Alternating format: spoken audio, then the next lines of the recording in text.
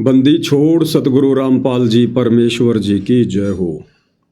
परमपिता परमात्मा सारी सृष्टि के रचनहार कुल मालिक असंख्य ब्रह्मांडों के स्वामी जगत गुरु तीनों लोकों में प्रवेश करके सबका धारण पोषण करने वाले राजाधिराज आत्माधार नाथों के नाथ देवों के देव महादेव सर्वेश्वर महेश्वर मृत्युंजय अजरो अमर आदि अनादि सनातनी प्रभु जगत पिता जगदीश्वर श्री श्री 1008 की उपाधि के वास्तविक अधिकारी अकाल मूर्त शब्द स्वरूपी राम वासुदेव सर्वगतम ब्रह्म परम पूज्य प्रथम पूज्य परम संत परम पुरुष परम धनी परम दयालु सत्य कबीर हक्का कबीर अल्लाहु कबीर अल्लाहु अकबर बाखबर अल्लाह ताला जगत के तारणहार जगत के मुक्तिदाता जगत के जगन्नाथ हारे के सहारे हिंदुओं के राम मुसलमानों के अल्लाह सिखों के वाहिगुरु ईसाइयों के मसीह दया के सागर दयानिधि करुणा के सागर करुणानिधि स्वयंभू परिभू संकट मोचन कष्ट हरण मंगल करण दुख भंजन अविगत कबीर निर्विकार निर्विषम परमात्मा अलय अलेख सतगुरु आदि अनादि सतगुरु असली मर्यादा पुरुषोत्तम असली राम असली कृष्ण असली घनश्याम असली मुरारी राजाओं के राजा महाराजाओं के महाराजा शहंशाहों के शहंशाह सम्राटों के सम्राट भगवानों के भगवान अल्लाहों के अल्लाह प्रभुओं के प्रभु मसीहाओं के मसीह सच्चे वाहिगुरु बाबाओं के बाबा पीरों के पीर सेठों के सेठ जगत सेठ सावड़सा सेठ सर्वगुण संपन्न अनंत कोटि कलाओं के स्वामी अनंत कोटि ब्रह्मांडों के नायक योगियों में महायोगी ध्यानियों में महाध्यानी सिद्धों में परम सिद्ध ज्ञानियों में तत्व ज्ञानी ब्रह्म ज्ञानी महाज्ञानी परम ज्ञानी सर्वश्रेष्ठ ज्ञानी विज्ञानी युवा कबीर समर्थ कबीर असमवात अमित ओझा सच्चे रहनुमा करीम अल्लाह सुबहान अल्लाह दुनिया के अंतिम पैगंबर 8 सितंबर 1951 से गांव धनाना जिला सोनीपत हरियाणा भारतवर्ष की पावन भूमि पे प्रकट रियल कल की भगवान श्री नारायण साकार हरि श्री बाबा साहेब नूर अनंत परमात्मा सच्चे दरवेश सच्चे बाखबर सत्य पुरुष अलग पुरुष अनामी पुरुष संत श्रोमणी सतगुरु रामपाल जी परमेश्वर जी के चरण कमल में साध संगति से जुड़े हुए देश विदेश से आप और हम सभी सत्सेवक भाई बहनों का अनंत कोटि दंडवत प्रणाम। सत्साई भाई और बहनों, बहुत बड़ी दया बहुत बड़ी मेहर पूज्य गुरुदेव भगवान की परमेश्वर रामपाल जी की, जिनके शुभ आशीर्वाद से विशेष आशीर्वाद से आप और हम सभी साध संगति से जुड़े हुए सत्सेवक भाई बहन पूज्य गुरुदेव भगवान के द्वारा प्रदत्त शास्त्र अनुकूल सत भक्ति मार्ग पर चलते हुए हर प्रकार से मर्यादाओं में रहकर संघर्ष करते हुए उन्हीं के अमर तत्व ज्ञान को आधार बनाकर अपनी आत्मा के कल्याण हेतु निरंतर इस सत भक्ति मार्ग पर आगे की ओर बढ़ रहे हैं।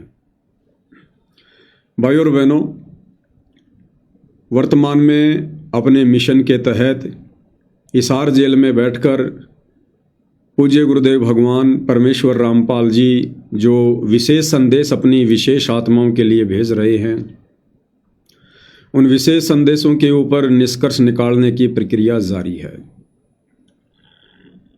वर्तमान में विशेष संदेश नंबर 30 का ये भाग नंबर 2 है। धर्मदास जी की कथा का प्रकरण चल रहा है। आज धर्मदास जी की कथा संपूर्ण होने जा रही है और धर्मदास जी की कथा के माध्यम से पूज्य गुरुदेव भगवान ने आप और हम सभी आत्माओं के बहुत सारे आध्यात्मिक कंसेप्ट क्लियर करवाए हैं।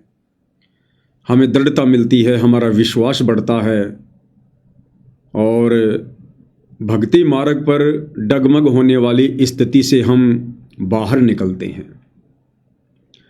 तो भाई और बहनों, विशेष संदेश नंबर 30 भाग 2 पूज्य गुरुदेव भगवान के मुख कमल से सुनते हैं। साथ में जहाँ जहाँ आवश्यकता पड़ेगी गुरुदेव के आशीर्वाद से दास विश्लेषण करेगा। तो क्या कुछ परमपिता परमेश्वर जी धर्मदास जी की कथा में आगे समझा रहे हैं कि जब कबीर परमेश्वर जो कि धर्मदास जी के गुरुदेव थे, अपने लीलामयी 120 वर्ष पूरे करके सन 1518 में जब वे मगहर से सशरीर सतलोक को प्रस्थान कर जाते हैं। उसके बाद धर्मदास जी के मन में थोड़ा सा दोष उत्पन्न हो जाता है।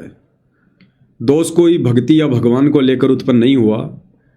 परमात्मा ने उन्हें जिस वचन में बांधा था कि धर्मदास मेरी लाख दुहाई, ये सार ज्ञान कहीं बाहर ना जाई, सार ज्ञान बाहर जो पढ़ी, बिचली पीढ़ी हंस ना तरही, कि मैंने तुझे जो ये गुप्त मंत्र दिया है, सार नाम सार शब्द, धर्मदास इसे किसी को दे मत देना, किसी के आगे जिक्र भी मत कर देना।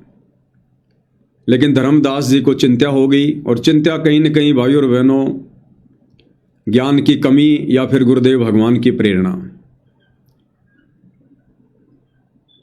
और उसी समय धर्मदास जी कबीर परमेश्वर यानी अपने पूज्य गुरुदेव भगवान को याद करते हुए रोने लगे, उनको पुकारने लगे कि हे परमात्मा, एक बार फिर से दर्शन दो, एक बार फिर से दर्शन दो, कहीं मुझ नीत से ये त्रुटि ना हो जाए, ये गलती ना हो जाए। वैसे धर्मदास जी ने तो पक्का ठान ली थी कि मुझे अपने वंशजों को ये मंत्र देना है। उसी समय कबीर परमेश्वर जो मगहर से सशरीर सतलोक जा चुके थे, और उसके 2-3 वर्ष बाद जब धर्मदास जी ने उनको हृदय से याद किया, तो परमेश्वर उसी रूप में, उसी स्वरूप में जो 120 वर्ष वाला था, धर्मदास जी के सामने सतलोक से चलकर क्षण भर में प्रकट हो जाते हैं।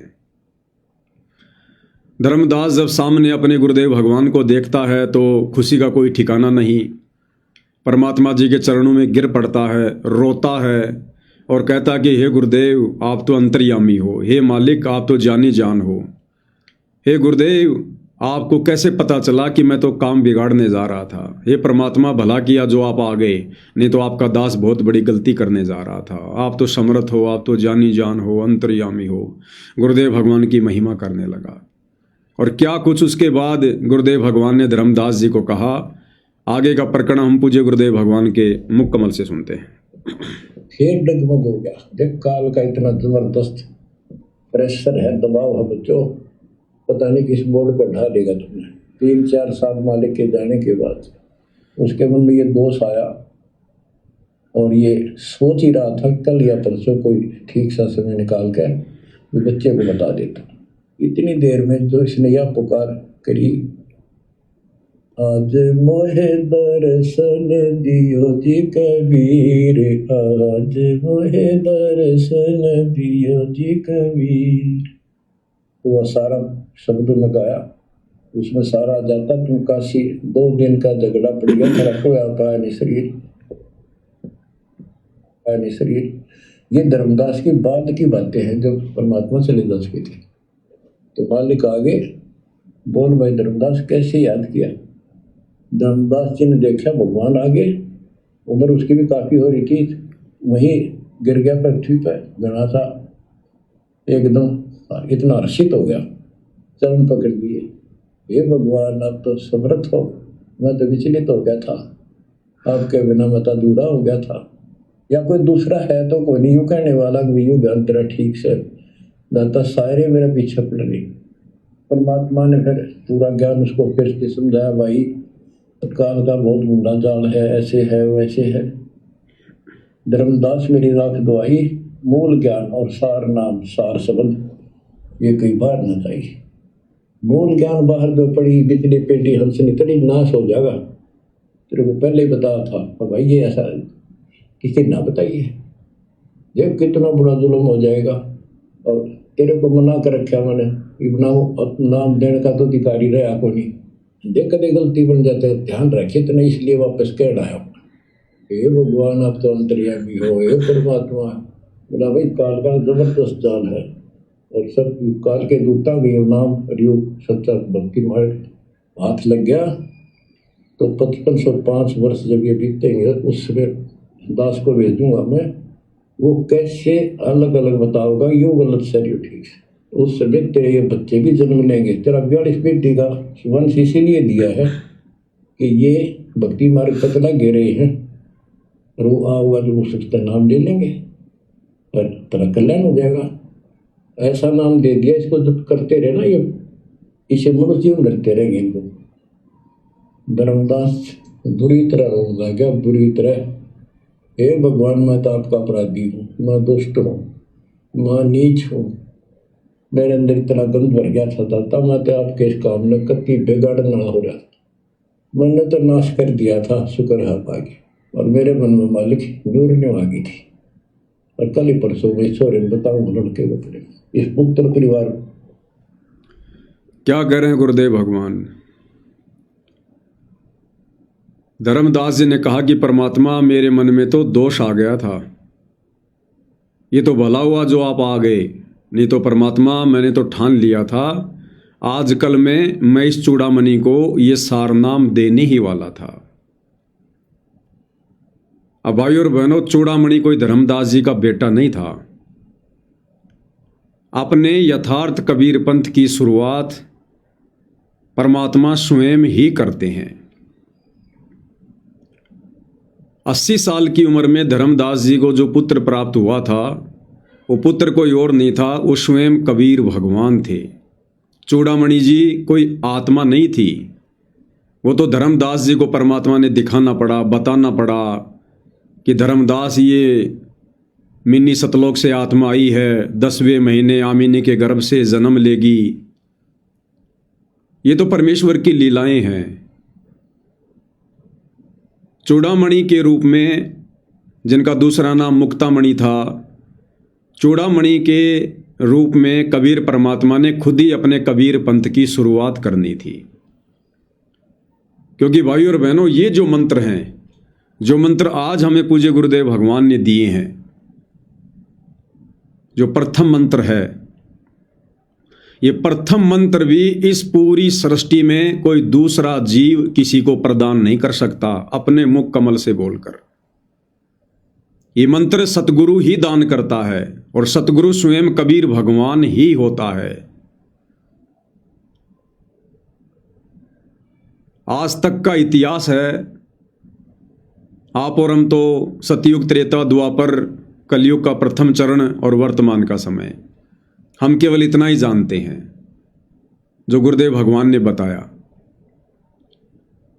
इस कबीर परमेश्वर जी के अलावा जब जब ये कबीर परमात्मा संत रूप में, जिंदा बाबा रूप में, साधु रूप में, तत्वदर्शी संत रूप में जब जब ये प्रकट हुए हैं, ये मंत्र, यथार्थ भक्ति मंत्र कबीर परमेश्वर जी ने स्वयं ही आगे आत्माओं को दान किया है।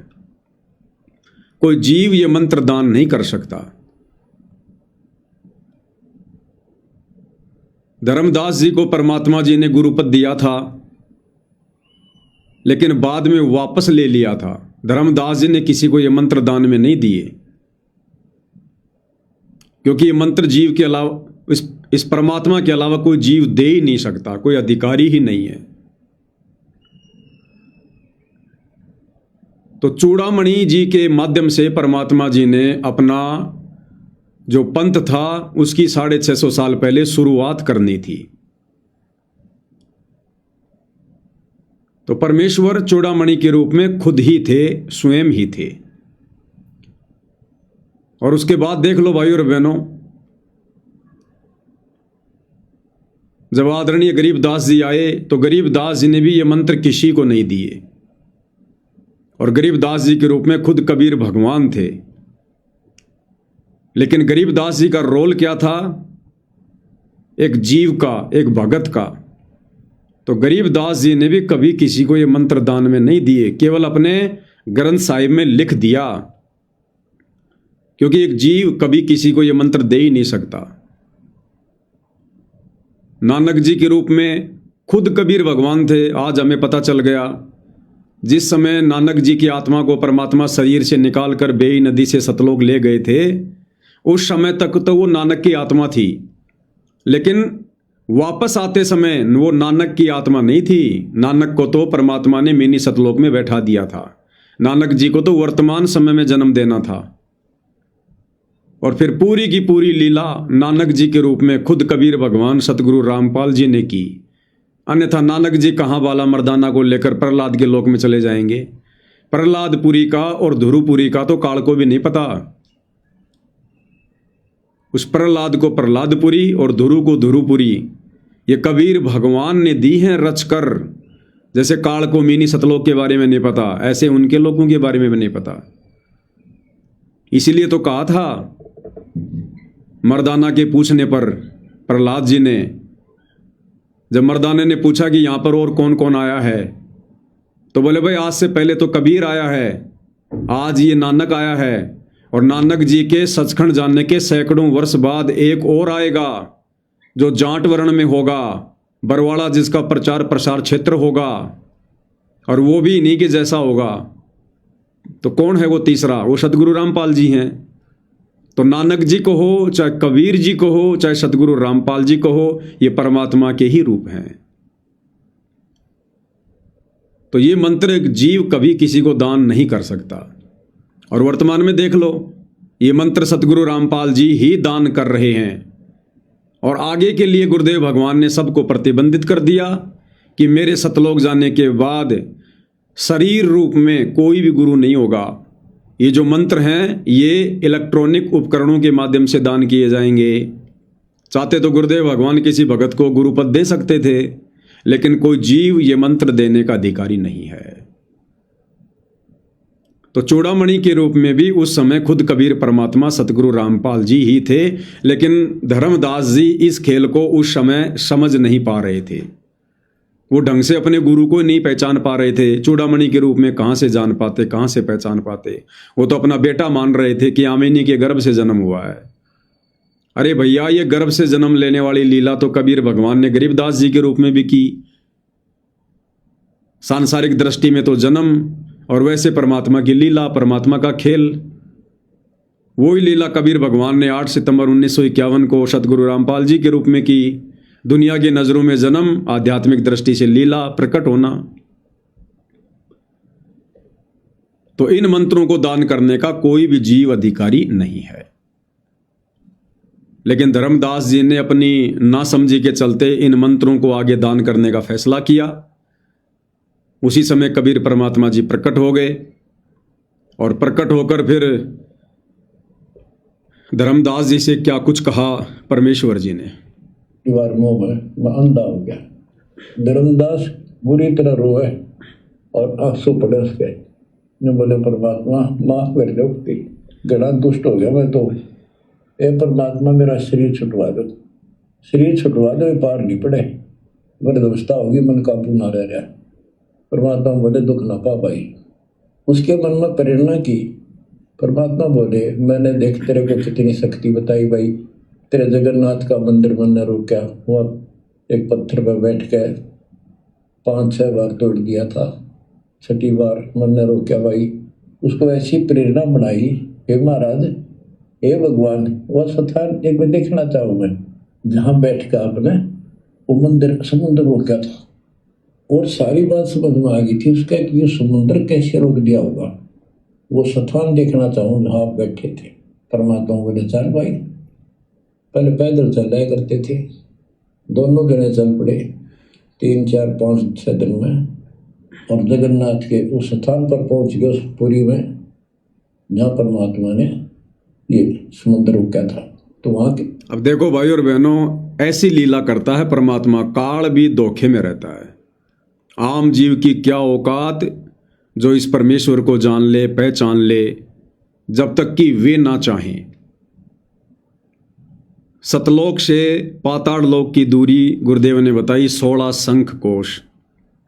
सतलोक से पृथ्वी तक की दूरी नहीं है 16 शंख कोश। नीचे जो पृथ्वी से नीचे जो पाताल लोक है, उस पाताड़ लोक की धरती से लेकर सतलोक की दूरी 16 शंख कोश। अब सतलोक से चलकर धर्मदास की पुकार पर जो कबीर परमात्मा क्षण भर में, पलक झपकने जितनी देर में धर्मदास के सामने प्रकट हो गया, और फिर धर्मदास को लेकर बांधवगढ़ से और जगन्नाथपुरी जा रहा पैदल, और 7-8 दिन लग गए। चाहते तो परमात्मा धर्मदास को कहते कि भैया धर्मदास कर आंखें बंद, जैसे नानक जी के रूप में कबीर परमात्मा ने बाला मर्दाना को कहा कि भाई करो आंखें बंद, और जैसे आंखें खोली वो तो श्रीलंका में समुद्र के किनारे खड़े थे। अब राइम सुल्तान के समय परमात्मा जी ने जेल में जितने भी 360 वो जो साधु संत महात्मा थे जिनको जेल में डाल दिया था इब्राहिम ने, परमात्मा ने सबको कहा कि भैया आंखें बंद करो, सबने आंखें बंद कर ली। थोड़ी देर बाद बोले आंखें खोलो, आंखें खोली तो सारे के सारे जेल से कई किलोमीटर दूर जंगल में खड़े थे। अब चाहते तो ये कबीर भगवान सतगुरु रामपाल जी धर्मदास जी को भी कह देते कि वे धर्मदास आंखें बंद कर, अब खोलते ही जगन्नाथपुरी। लेकिन देखो भाई और बहनों, ये परमात्मा कैसी लीला करता है। सारी सृष्टि का मालिक, जिसने राजा महाराजाओं को उस समय हाथी दे रखे थे। हाथी की सवारी उस समय सबसे बेस्ट सवारी थी, राजा चला करता था।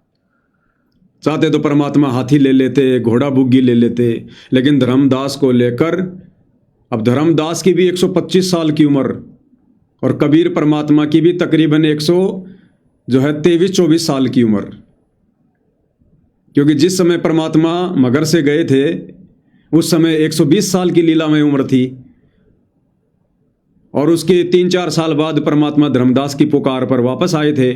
और जिस समय परमात्मा आए उस समय धर्मदास जी की उम्र 120 साल थी, 125 साल थी।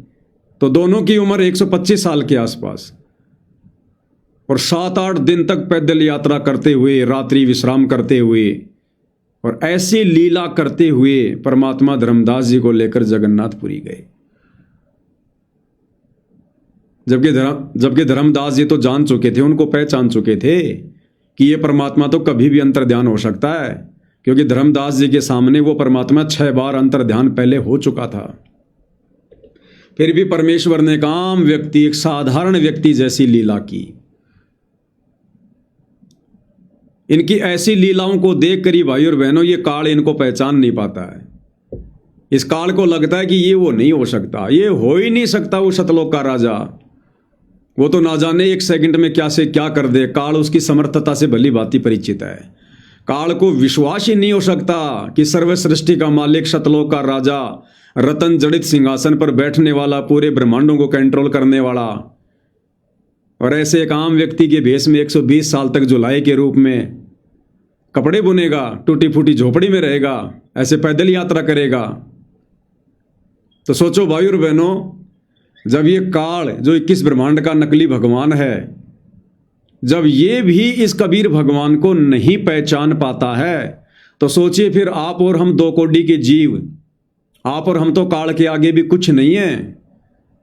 सोचिए फिर हम कैसे पहचान जाएंगे कि ये भगवान है, ये परमात्मा है। और यही कारण है आज 35 साल हो गई सतगुरु रामपाल जी का परिवार, जिस परिवार में परमात्मा ने प्रकट होने की लीला की, जिस परिवार में परमात्मा उन आत्माओं के साथ में उनके बचपन से रहे, अपने बेटा बेटी के रूप में उन आत्माओं को पाला पोषा, आज वो सतगुरु का परिवार भी इस कबीर परमेश्वर जी को पहचान नहीं पा रहा, ढंग से अपना गुरु भी नहीं मान पा रहे। तो सोचो फिर आम भक्तों की क्या औकात, क्या बिसात, जो गुरु रूप में इन्हें परमात्मा कह दे, इन्हें परमात्मा मान ले, परमात्मा जान ले। तो ये सारा का सारा जो खेल है, ये कबीर भगवान का खुद का है।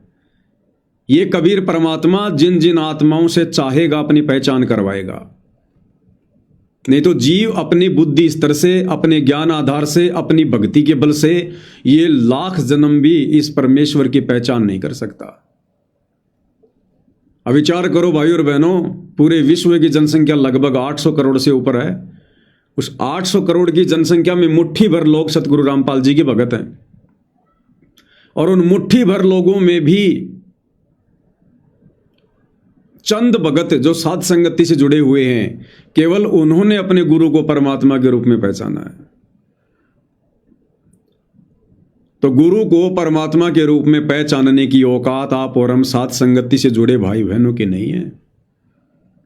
आप और हमारे से तो बड़े बड़े ज्ञानी, बड़े बड़े ध्यानी, बड़े बड़े गुरु जी के निकट रहने वाले, बड़े बड़े परम सेवादार, कोऑर्डिनेटर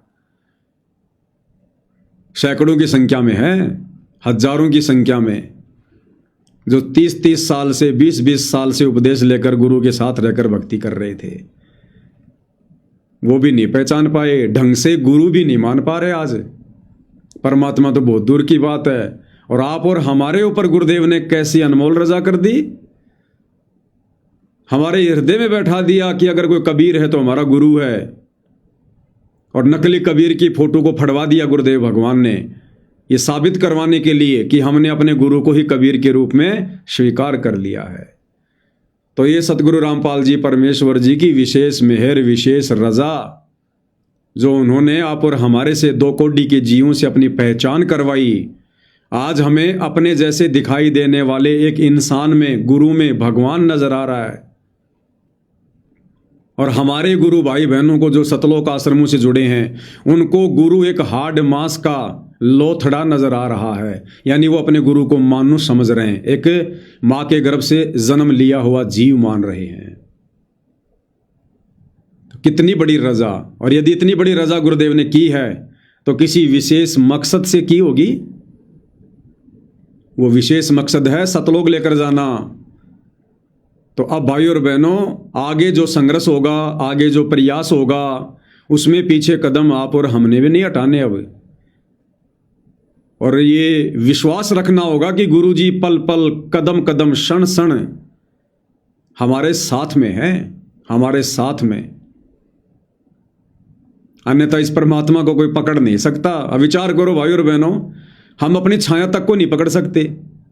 हम भाई बहन अपनी छाया तक को नहीं पकड़ सकते। पकड़ने का प्रयास करना, जैसे पकड़ोगे तुरंत आगे हो जाएगी। इस भगवान को कैसे पकड़ लेंगे जब हम अपने शरीर की छाया तक को नहीं पकड़ सकते? तो ये परमात्मा अपना हाथ पकड़वाता है उन आत्माओं से जिन आत्माओं को सतलोक लेकर जाना होता है। तो गुरुदेव ने हमें साथ संगति से जोड़ दिया। आप और हमारी ट्रेनिंग चल रही है और पल पल गुरुदेव भगवान की पैनी नजर है। जिस प्रकार एक कोच की, एक रेफरी की और जो खिलाड़ी होते हैं उनके ऊपर पल पल नजर होती है, पल पल, ऐसे गुरुदेव भगवान की साध संगति से जुड़ी आत्माओं पर पल पल नजर है। भले हमें विश्वास थोड़ा हो या ना हो, तो हमने गुरुदेव की असीम रजा को बना के रखना है। तो परमेश्वर धर्मदास जी को लेकर और जगन्नाथपुरी चले जाते हैं। के लोगों ने भी बताया भाई ऐसे ऐसे एक संत आए थे और वो बूढ़े बाबा के रूप में, उन्होंने ही समझ, उस टाइम तो सच्ची कहानी सही चल रही थी, बाद में आके उन्होंने दबा दी थी। धर्मदास जी को फिर से वहां पूरा ज्ञान समझाया, 10 दिन लगातार सत्संग सुनाया। और भूल गया तू ऊपर क्या देख कर आया था, इस नरक में फिर रहना चाहते हैं। एक लेवा एक देवा दुख तुम कोई किसी का पिता नहीं पुत्र, तुम ऋण संबंधी जुड़ा ठाटा अंश में सब पारा बट। धर्मदास जी बोले जी मेरा शरीर छुटवा दो, मन ले चलो यहाँ से, नरक से निकाल दो, मैं कति गिर चुका हूँ और मालिक आपने समय पर समा दिया। धर्मदास जी ने क्या कहा? जब परमात्मा उन्हें जगन्नाथपुरी ले गए, 10 दिन तक दोबारा से पूरा ज्ञान समझाया। ज्ञान किस लिए समझाया? ताकि धर्मदास की आस्था जो काल प्रेरणा से इसके बेटे में लग गई है, चूड़ामणि में लग गई है, ये आस्था इसकी फिर से हटे, फिर से इसकी सोई हुई आत्मा जागे, ताकि फिर इसको मैं वो मंत्र दूं और जब ये उस मंत्र का स्मरण करे तो इसकी सुरती सतलोक में लगे। सब कुछ बताया गुरुदेव भगवान ने। और उसके बाद परमात्मा जी ने धर्मदास जी को वो मंत्र दिया और परमात्मा जी समझाने लगे धर्मदास जी को। तो धर्मदास जी कहने लगे कि हे परमात्मा, मेरे बस की बात नहीं है, मेरा शरीर छुड़वा दो, मुझे सतलोक भेज दो। परमात्मा, मेरे बस की बात नहीं है। अब भाई और बहनों, ठीक है, धर्मदास जी की उम्र काफ़ी हो गई थी, उस समय इतने सत्संग भी सुनने को नहीं मिलते थे, लेकिन फिर भी भाई और बहनों, सतगुरु से ये कहना कि मेरे बस की बात नहीं है, ये भगत की कमजोरी में आता है। सतगुरु ने हमें जो भक्ति विधि दी है, हमने उस भक्ति विधि को परिपूर्ण करके ही यहां से मुक्ति प्राप्त करनी है।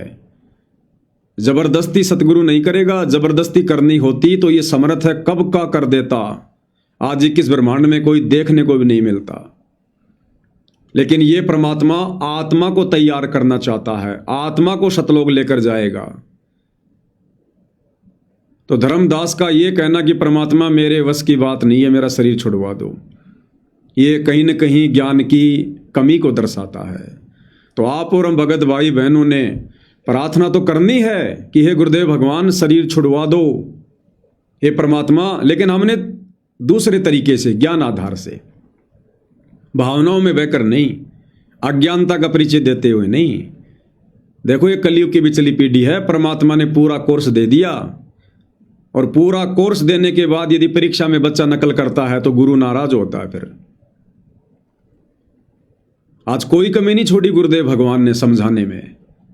तो आप और हमने प्रार्थना तो करनी है परमात्मा जी से सतलोक की, मुक्ति की, मोक्ष की, लेकिन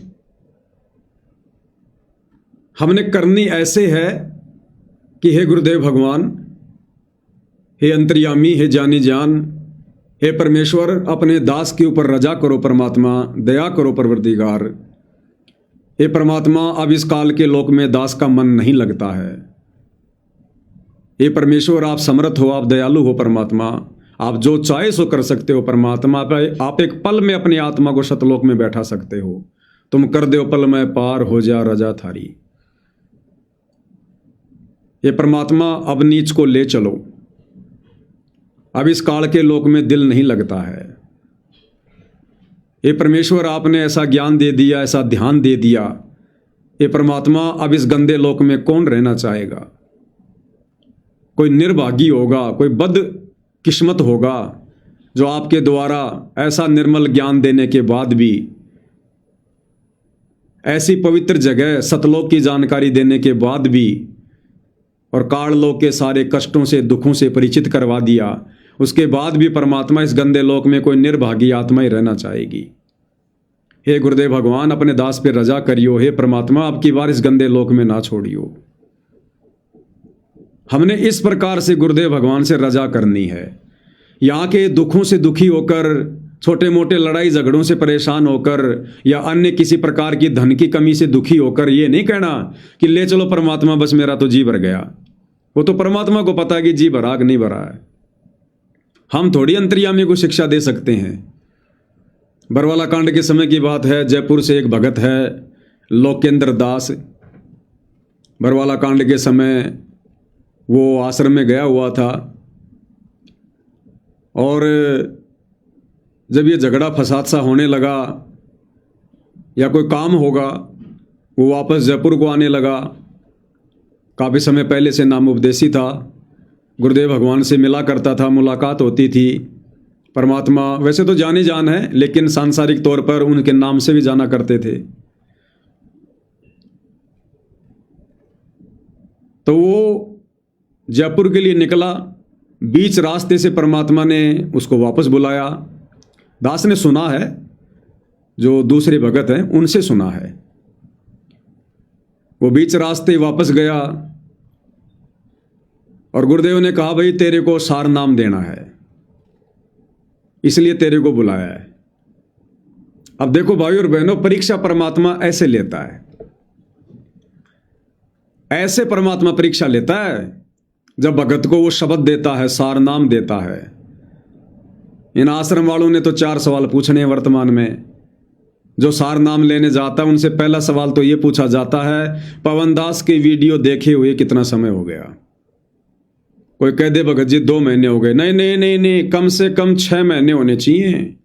6 महीने तक अगर तूने पवन दास की वीडियो नहीं देखे तो सार नाम मिलेगा। चल 4 महीने और वेट कर। दूसरा सवाल, सतलोक आश्रम मैनेजमेंट के विषय में आपके क्या विचार हैं। ये तो इनके सार नाम की परीक्षा है वर्तमान में। तो ऐसा ही इनका सार नाम होगा। अरे परमात्मा, वो जानी जान, वो अंतर्यामी, वो ले सकता है परीक्षा। जीव जीव की क्या परीक्षा लेगी, ये तो बच्चों वाला खेल हो गया। जीव जीव को सार नाम दे रहा है, जीव जीव की परीक्षा ले रहा है। ये तो गुड्डा गुड्डी का खेल खेल रहे हैं ये नादान। अब सार नाम की परीक्षा उस परमात्मा ने ली, उस लोकेंद्र की, वापस बुलाया, बोला बेटा तेरे को सार नाम देना इसलिए बुलाया, चल तेरे को सार नाम देता हूं।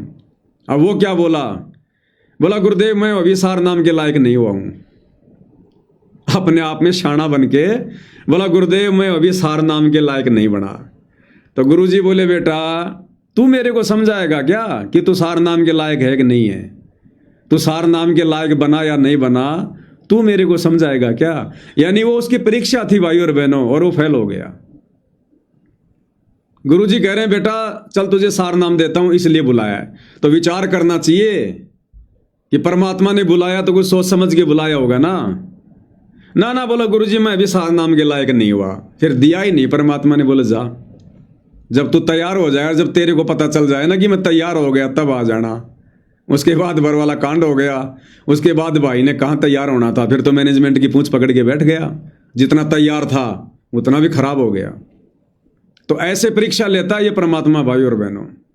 इसलिए कहते हैं गुरु के सन्मुख वचन न कहिए, सो शिष्य रहनी गहनी सुख लइए।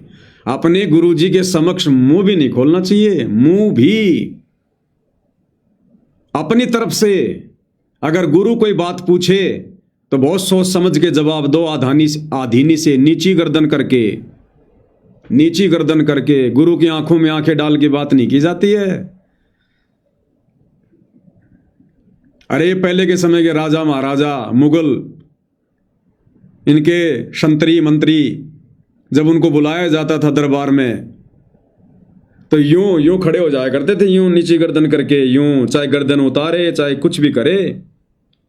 अगर वो राजा धीराज, वो मुगल बादशाह अगर कोई सवाल कर रहा है तो नीची गर्दन करते ही जवाब दिया करते थे। और जब वो कहते था जाओ तो नीची गर्दन करके जी जनाब वापस। हमारी भारतीय संस्कृति में तो एक पत्नी भी अपने पति की आंखों में डाल के बातें नहीं किया करती थी। आज का तो समय अलग हो गया। आज तो सुबह शाम नाश्ते के रूप में गाड़ियां मिलती हैं, लेकिन एक समय था पत्नी अपने पति के सामने आंखों में आंखें डाल के बात नहीं किया करती थी। अब ये तो परमात्मा है, आत्मा का पति है, इनके सामने हम कैसे सवाल जवाब कर लेंगे। तो गुरु की आंखों में आंखें डाल के बात नहीं की जाती है। नीची गर्दन रहे भगत की, बस चरणों में ध्यान रहे। मिले तो दंडवत बंदगी नहीं, पल पल ध्यान लगाए। तो परमात्मा जी ऐसे भी परीक्षा ले लेते हैं। हाँ, गुरु यदि कोई बात पूछ रहा है तो आधीनी से और बहुत ही सभ्य तरीके से कि सामने कौन है, सामने परमात्मा है, सारी सृष्टि का मालिक है। कहीं कोई त्रुटि ना हो जाए बोलने में, चलने में, उठने में, बैठने में। अगर गुरु को गुरु मान के अगर हम बर्ताव करेंगे कभी भी धोखा खा जाएंगे, कभी भी गलती हो जाएगी। तो इतना सावधान भगत ने भक्ति मार्ग पर होना पड़ता है। तो भाई और बहनों, इस प्रकार से आप और हमने इन बातों को ध्यान में रखना है। तो क्या कह रहे हैं गुरुदेव भगवान? किसी का पिता नहीं पुत्र मरण संबंधी जुड़ा ठाटा अंश में से पारा बट। धर्मदास जी बोले जी मेरा शरीर छुटवा दो, मन ले चलो यहाँ से, नरक से निकाल दो, मैं कति गिर चुका हूँ और मालिक आपने समय पर समा दिया। परमात्मा ने वही खड्डा खुदवा के और उस पर लटा दिया। ने बोला मन तो दाग दो कि टमाटी में पापी। अब यहाँ प्रसंग आता है, मालिक ने उसको बहुत सी शंकाएं काल पैदा करता है। अब देखो धर्मदास जी को जिंदा समाधि दी परमात्मा ने। अब इस बात को लेकर अंतर्यामी को पता कि काल भक्तों के मन में शंका उत्पन्न करेगा कि ये तो धर्मदास जी की हत्या कर दी, उनको तो जीवित ही समाधि दे दी, उनको तो बड़ा दुख हुआ होगा, बड़ी परेशानी हुई होगी, उनका तो दम घुटा होगा, ऊपर से मिट्टी डाल दी भगवान ने जिंदा पर। तो क्या करें गुरुदेव भगवान? अब यहाँ प्रसंग आता है, मालिक ने उसको बहुत सी शंकाएं काल पैदा करता है। तो भगवान तो वैसे भी स्त्री छुटवा सकते थे, भगवान तो वैसे भी कर सकते थे, ऐसा क्यों किया? ये तो एक उसको हत्या कर दी। इसके पीछे बहुत गजब राज होता है। क्या कह रहे हैं गुरुदेव? इसके पीछे बहुत गजब राज होता है, बहुत गजब राज। अब कोई गजब का राज है, तभी तो परमात्मा ने जिंदा समाधि दी। और गुरुदेव कहते हैं भक्तों के मन में तो कभी इस प्रकार की शंका उत्पन्न भी नहीं होनी चाहिए, इसके पीछे बहुत गजब का राज है। हत्या कर दी, इसके पीछे बहुत गजब राज होता है। और भक्त के तो मन में ऐसी बातें कभी नहीं आनी चाहिए। परमात्मा ने कहा कि इसमें तो लेट जा और ऊपर से हम साथ देंगे, लेकिन ये सिमरन जो तेरे को दिया इसको भूल ना जाना एक पल भी। क्या कह रहे हैं गुरुदेव कि जो सिमरन तेरे को दिया है ना, इसको भूल मत जाना। और जिंदा समाधि दे दी परमात्मा ने धर्मदास को, खड्डे में लिटाकर ऊपर से मिट्टी डाल दी। अब अजब गजब का राज भाई और बहनों, दास पहले भी जिक्र कर चुका है कि अभी तक तो गुरुदेव भगवान ने केवल आप और हमारे को ज्ञान देकर ही समझाना चाहा है, और अब आगे का जो समय है उस समय परमात्मा काफी कुछ लीला करेंगे, काफी कुछ चमत्कार होंगे। 1000 साल तक सतगुरु रामपाल जी का भक्ति मार्ग ऐसे नहीं चलेगा बिना किसी चमत्कार के, बिना किसी अनहोनी घटनाओं के घटित हुए। तो बहुत सारे चमत्कार होंगे आने वाले समय में। अरे समाधि तो गरीबदास जी के समय में अर्जुन सर्जुन की भी बनी थी, वो समाधि तो फुड़वा दी गई है, वो भी तो भगत ही थे। फिर धर्मदास जी की समाधि को परमात्मा ने सुरक्षित क्यों रखवाया अभी तक? 650 साल से वर्तमान समय तक जगन्नाथपुरी में धर्मदास जी की समाधि एज इट इज है। वहां पर कबीर पंथ के संत उसकी सुरक्षा के लिए एक छोटा सा आश्रम बनाकर रहते हैं। जानबूझ के परमात्मा ने समाधि को सुरक्षित रखवाया, जानबूझ के। और समुद्र को भी परमात्मा ने बांध दिया था कि मेरी आज्ञा के बिना आज के बाद कभी भी जो सीमा तेरे को बता दी है इससे आगे कभी आ मत जाना। तो परमात्मा ने जगन्नाथ के मंदिर को भी सुरक्षित रखना था और धर्मदास जी की समाधि को भी सुरक्षित रखना था, क्योंकि जगन्नाथ के मंदिर में खुद कबीर भगवान जाएंगे, वहां विराजमान होंगे, सत्संग करेंगे, क्योंकि ये खुद जगन्नाथ है। दुनिया को ये भी तो दिखाना है ना कि जगन्नाथ कौन है, सारे जगत का नाथ कौन है। और वहीं पर हजारों लाखों लोगों के सामने, जैसे 650 साल पहले कमाल और कमाली को मुर्दे से जिंदा किया था, कमाली को कब्र फुड़वा कर, जिसको 12-13 दिन हो गए थे दफनाए हुए, और उसको जिंदा बाहर निकाला, ऐसे ही धर्मदास जी को परमात्मा जिंदा बाहर निकालेंगे। उसी 120 साल की उम्र में धर्मदास बाहर निकलेंगे और देश और दुनिया को गवाही देंगे कि दुनिया वालों, ये जो सामने खड़ा है ये स्वयं सारी सृष्टि का मालिक है, ये स्वयं कबीर प्रभु हैं, कबीर भगवान है ये। वरना धर्मदास जी की समाधि को परमात्मा ने कोई पुजवाना थोड़ी है, हमसे कोई आरती थोड़ी करवानी है उस समाधि की। क्यों सुरक्षित रखवाया गुरुदेव भगवान ने? उस समाधि पर जाने से, आने से, पूजा करने से, चढ़ावा चढ़ाने से किसी को कोई लाभ थोड़ी है, वो किसी देवी देवता की समाधि थोड़ी है। तो क्यों सुरक्षित रखवाया? परमात्मा धर्मदास जी को जिंदा निकालेंगे और धर्मदास फिर गवाही देगा।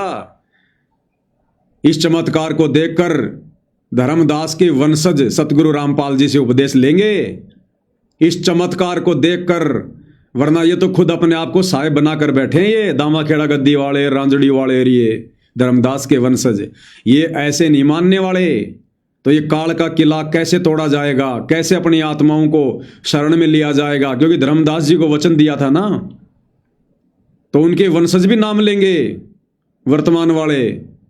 आज जो ये गद्दी नसीन है, जो अपने आप को साहिब मानकर बैठे हैं, जब वो चमत्कार देखेंगे और धर्मदास जी जब खुद, क्योंकि फिर तो ये मानना पड़ेगा इनको, क्योंकि ये तो इनको भी पता है कि जो ये समाधि है ये धनी धर्मदास की है। वो तो आते जाते रहते हैं वहाँ पर, उन्होंने तो अपना मान रखा है। और जब उसी समाधि को फुड़वा कर धर्मदास जी को बाहर निकालेंगे तो फिर इनको नाम लेना पड़ेगा, इनको अहंकार त्यागना पड़ेगा, ये गद्दियाँ इनको छोड़नी पड़ेंगी। और जब ये छोड़ देंगे तो बाकी फिर उनके चेले कहाँ जाएंगे? तो ऐसा अजब गजब चमत्कार परमात्मा आने वाले समय में करेंगे। और बहुत सारे चमत्कार होंगे, जैसे परमात्मा जो है प्रहलाद के लोक में जाएंगे सतगुरु रामपाल जी, दुनिया देखेगी, अपने कुछ भक्तों को भी लेकर जाएंगे। कह रखा ना प्रहलाद ने कि एक और आएगा, तो आएगा ना, ऐसे थोड़ी लिख दिया। तो प्रहलाद के लोक में जाएंगे गुरुदेव भगवान अपने कुछ भक्तों को लेकर, जिन पर वो दया करेंगे। कुंभकर्ण की खोपड़ी जिसमें भीम के पैर भी नहीं टिक रहे थे, जो दिल्ली के आसपास है, उसको भी परमात्मा निकालेंगे, वो तालाब। तब दुनिया को यकीन होगा, हाँ जी सतयुग में वास्तव में 150-150 फुट के लोग थे, 200-200 फुट के लोग थे। कुंभकर्ण इतना बलिष्ठ था, कई किलोमीटर ऊंचा था, तब लोगों को यकीन होगा। वो 13 कागजों वाली गाड़ी जो दिल्ली में उस समय के मुगल बादशाह ने जमीन में दबवा दी थी, कबीर वाणियाँ, वो 13 कागज गाड़ियां भी परमात्मा निकलवाएंगे नीचे से। बहुत सारे चमत्कार होंगे भाई और बहनों। तब आने वाले समय में दुनिया इनको जगन्नाथ मानेगी, इनको कबीर भगवान मानेगी। तब इनके जाने के बाद हजारों साल तक इनका भक्ति मार्ग चलेगा। ऐसे नहीं चलता, ज्ञानवान से दुनिया नहीं मानती। आज मना के देख लो ना, ज्ञान से गुरु का परिवार तो नहीं मान रहा, ज्ञान से भगत तो नहीं मान रहे। तो ऐसे ऐसे अद्भुत चमत्कार आने वाले समय में इस पृथ्वी पर सतगुरु रामपाल जी के द्वारा होंगे। ये तो पूर्व निर्धारित हैं जो होंगे, इसके अलावा भी ना जाने परमात्मा कैसी कैसी लीलाएं करेंगे, जिनके किस्से फिर आने वाले हजारों वर्षों तक सतगुरु की महिमा के रूप में आत्माओं की जुबान पर होंगे। वरना धर्मदास जी की समाधि को बताओ सुरक्षित रखवाने का क्या मतलब निकल रहा है। अर्जुन सर्जुन की समाधि परमात्मा ने फुड़वा दी गरीबदास जी ने कि लोग इनको पूजना शुरू कर देंगे, तो धर्मदास जी को नहीं पूजते, लेकिन परमात्मा ने बहुत आगे लीलाएं करनी हैं, उसके लिए मालिक ने सुरक्षित रखा। अब कोई ये सोचे कि भाई ऐसे कैसे हो सकता है। खैर जिन्होंने अपने गुरु पर पूर्ण विश्वास कर लिया उनके लिए तो कुछ भी नहीं है, नॉर्मल सी बात है कि सतगुरु जो चाहे सो कर ही, कौन सी बड़ी बात है।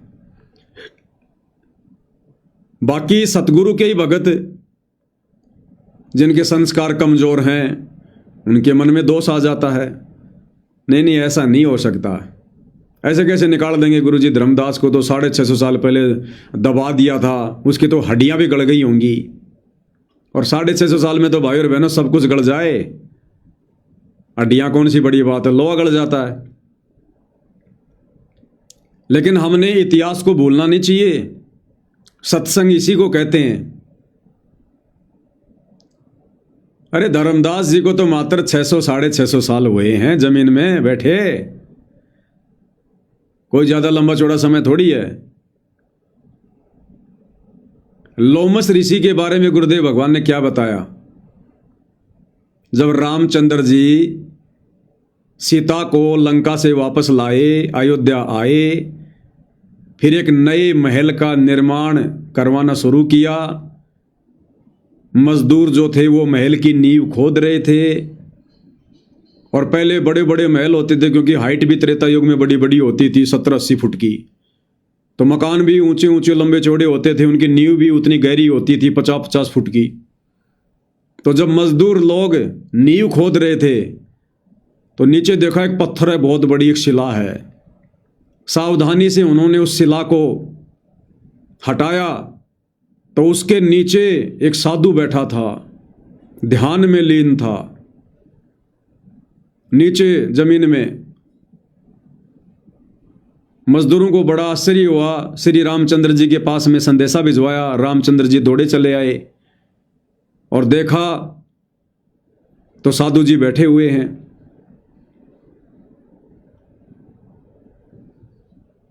तो श्री रामचंद्र जी ने उनसे प्रार्थना की कि हे महाराज आप कौन हो, अपना परिचय दीजिए, आशीर्वाद दीजिए अपने दास को। तो लोमस ऋषि ने कहा कि भाई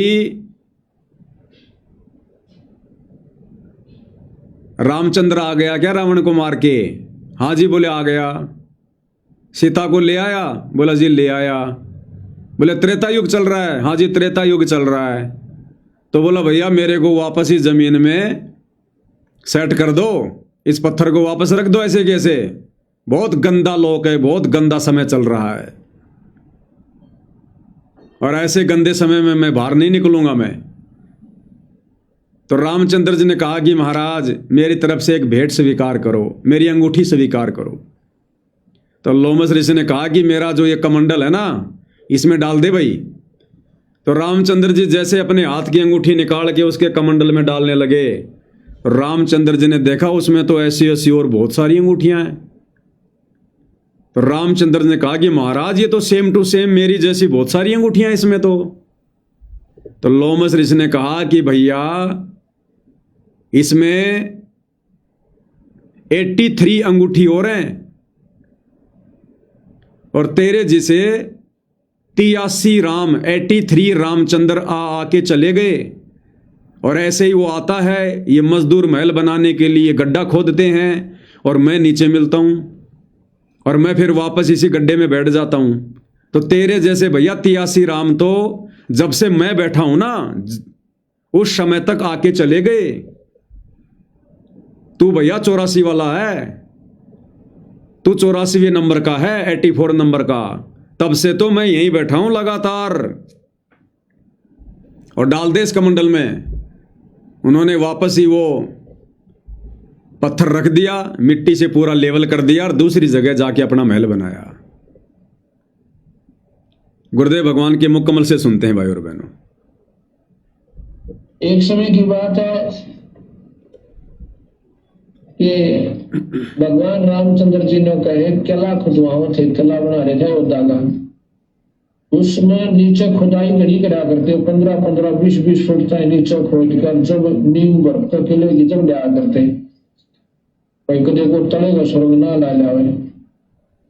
जब वो खुदाई करे थे उसमें लोग कहते हैं कि ऐसा पत्थर सा था चारों तरफ से, वो फूट गया उसमें देख ऋषि निकला। ऋषि की नामी नामी पलक हो रही, ऐसे खोखला सा बना रखा था वो मिट्टी सी का। वो बोले भाई कौन हो तुम, क्या कर रहे हो यहाँ पर? वो बोले जी हम राजा राम के सैनिक सेवक हैं यानी नौकर हैं और यहाँ पर किले की नींव खोद रहे हैं।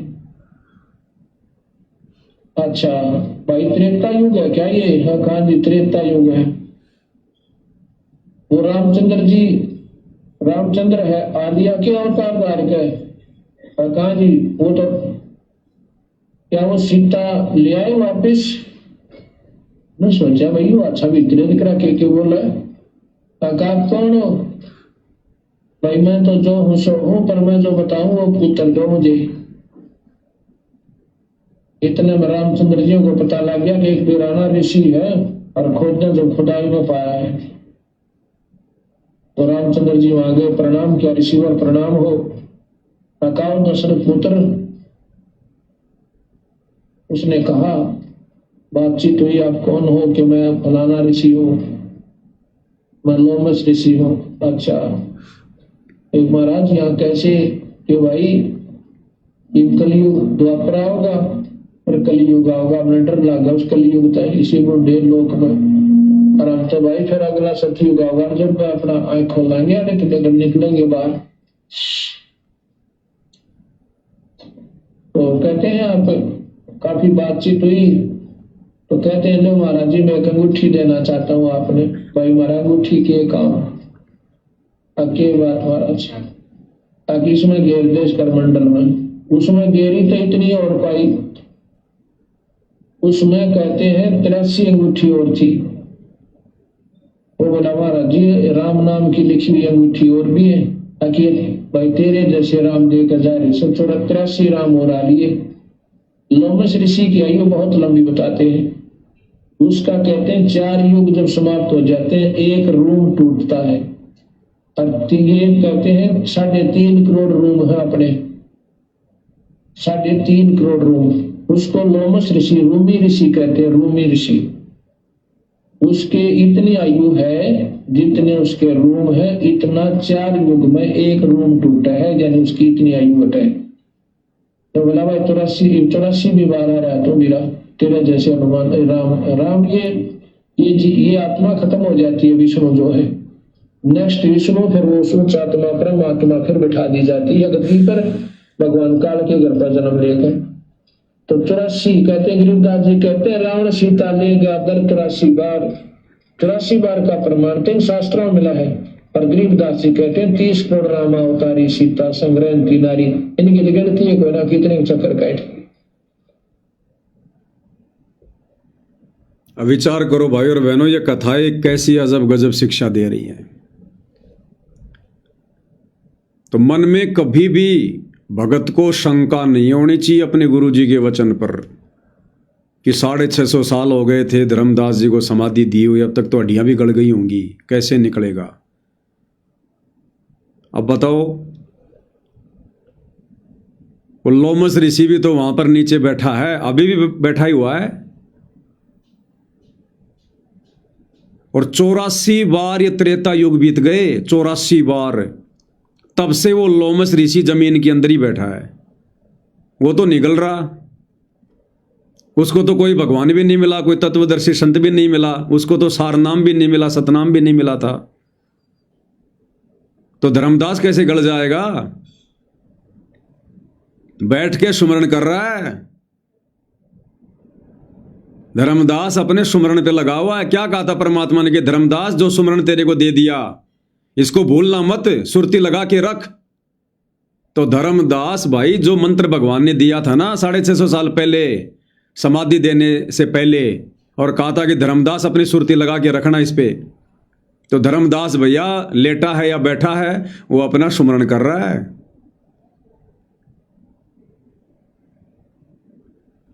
अब लोमस ऋषि, इसकी तो कोई करोड़ों अरबों वर्षों की उम्र होगी भाई। कितनी लंबी उम्र बताई गुरुदेव भगवान ने। हमारे पूरे शरीर पर 3.5 करोड़ बाल हैं, 3.5 करोड़ बाल, पूरे शरीर के बाल, रोम छिद्र 3.5 करोड़। और गुरुदेव क्या कह रहे हैं? जब 4 युग बीतते हैं, यानी 43,20,000 साल जब बीतती हैं, तो लोमस ऋषि का एक बाल टूटकर नीचे गिरता है। विचार करो भाई और बहनों, एक चतुर्युगी जब बीतती है, एक चतुर्युगी में 43,20,000 वर्ष का समय होता है। जब एक चतुर्युग बीतता है तो लोमस ऋषि का एक बाल टूटता है, और ऐसे ऐसे 3.5 करोड़ बाल हैं। इतनी लंबी उम्र लोमस ऋषि की है। अब भाई और बहनों, ये कोई आश्चर्य करने की बात नहीं है, ये डरने की बात है, घबराने की बात है, ये भय होना चाहिए। यहां चाहे किसी को लंबी उम्र मिलती है, चाहे किसी को लंबा राज्य मिलता है। जैसे परमात्मा कहते हैं, एक वो राजा था, 22 लाख वर्ष तप कीन्या या राज कीन्या। वो प्रियव्रत राजा था। कौन था? 11 अरब वर्ष तक उसने राज्य किया।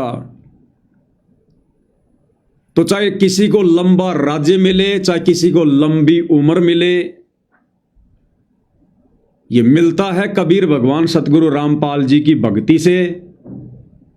और किस समय? इस कलयुग की बिचली पीढ़ी में हम जो भक्ति करते हैं, जो दान धर्म करते हैं, सेवा करते हैं, इस कलयुग की बिचली पीढ़ी वाली भक्ति के प्रतिफल में जो पार नहीं हो पाते, रह जाते हैं, फिर ये सारे पद उन भक्तों को मिलते हैं।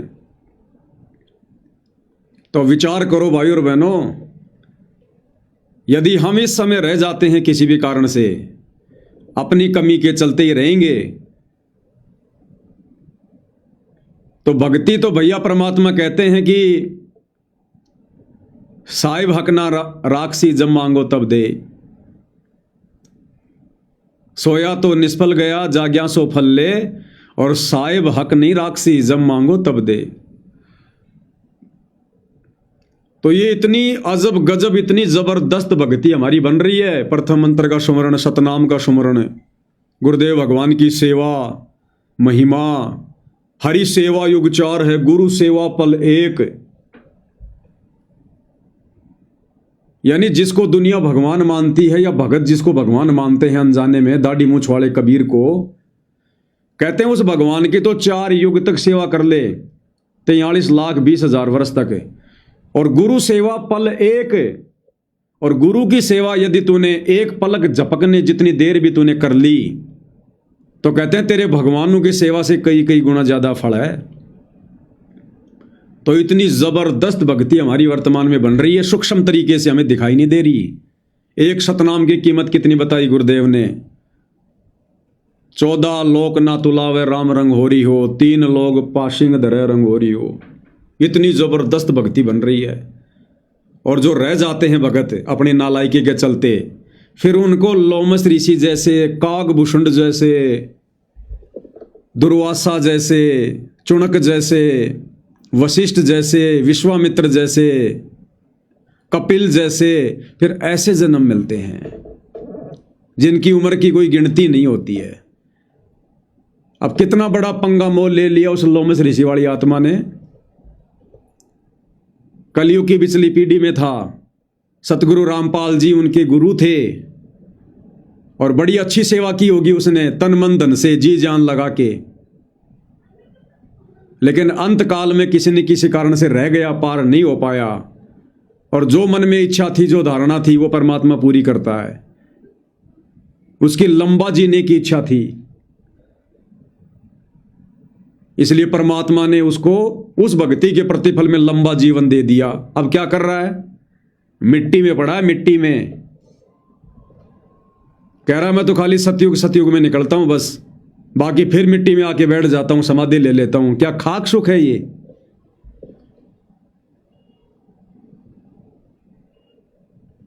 और जब तक उसकी उम्र पूरी होगी, 3.5 करोड़ बाल, और एक बाल टूटता है उसका 43,20,000 वर्ष में। और जब तक 3.5 करोड़ बाल पूरे नहीं टूट लेंगे तब तक वो मुक्त नहीं हो सकता। अब मुक्त तो छोड़ो, सतगुरु की शरण में नहीं आ सकता। और आ भी गया तो पार नहीं हो पाएगा।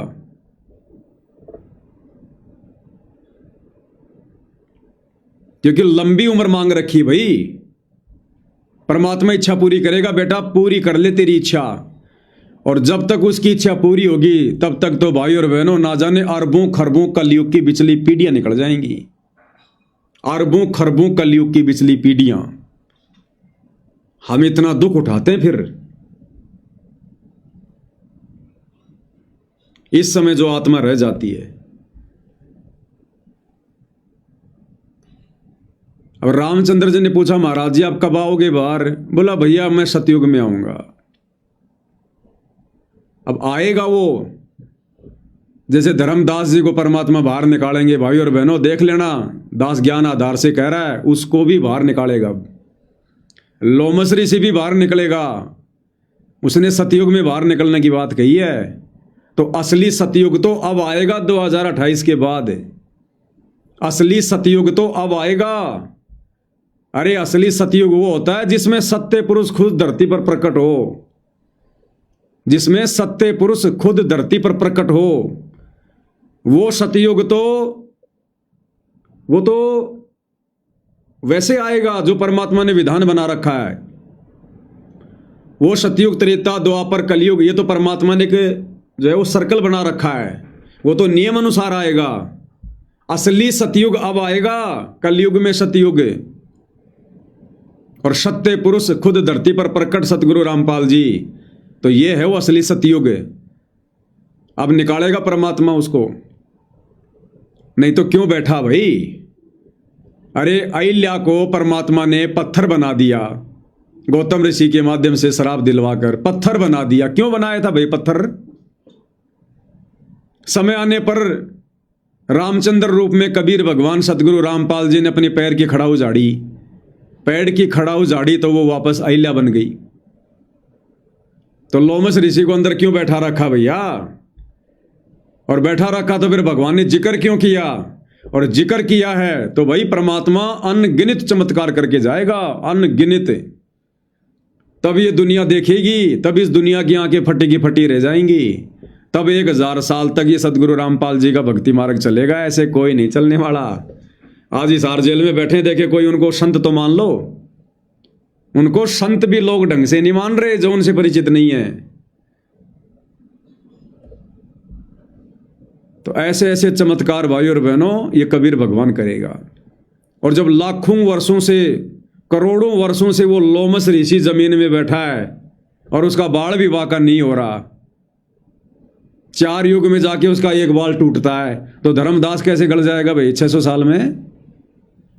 ये तो कबीर परमात्मा समर्थ है, ये चाहे तो पता नहीं तो अरबों खरबों शंख पदम नील कितने समय तक आत्मा को एज इट इज रख ले। ये सारी सृष्टि इनके संकेत पे चलती है।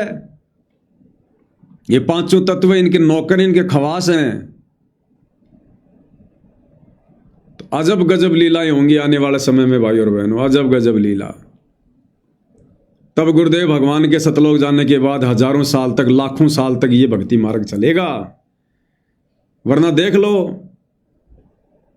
1994 में परमात्मा ने भक्ति मार्ग शुरू किया, 2014 में बरवाला कांड हो गया, और 2014 से आज 2026 सतगुरु रामपाल जी के परिवार ने, उनके भक्तों ने उनके मिशन की ऐसी तैसी कर दी। सोचो अगर बरवाला कांड के बाद सतगुरु रामपाल जी अगर परमानेंट सतलोक निकल गए होते तो ये मिशन आगे चलता क्या? ये मार्ग आगे चलता? 10 साल में मिशन की ऐसी तैसी कर दी उनके परिवार ने। इतनी ज्यादा गंदगी ठोक दी इस मिशन में। कोई नियम नाम की चीज रही नहीं, कोई मर्यादा नाम की चीज रही नहीं। लाखों साल मार्ग चलेगा ऐसे? तो ये समर्थ है, इसको पता है कि कैसे इस मिशन को आगे चलाना है, कैसे इस मार्ग को आगे चलाना है। तो भाई और बहनों, हमने गुरुदेव भगवान के वचन पर, उनकी लीलाओं पर किसी भी प्रकार की कोई शंका जाहिर नहीं करनी है। तो आने वाले समय में ये ऐसे ऐसे चमत्कार करेगा परमात्मा। और बच्चों, उसको लास्ट ये हो गया था कि तेरे सांस अंतिम है, अंतिम सांस है, ना बेटा याद आया, ना बेटी, ना वो संपत्ति, ना को पत्नी, अपना जीवन दिखाई दिया था। गरीबदास जी कहते हैं अब मुहूर्त सटदलीप एक घड़ी, एक सटदलीप नाम का इस रामचंद्र जी और का परदादा था सटदलीप। वो इंद्र के पक्ष में राक्षसों से लड़ने गया था सेना लेकर। ये सिद्धियाँ इतनी थी इनके पास, ये ऐसे आम बातें थी।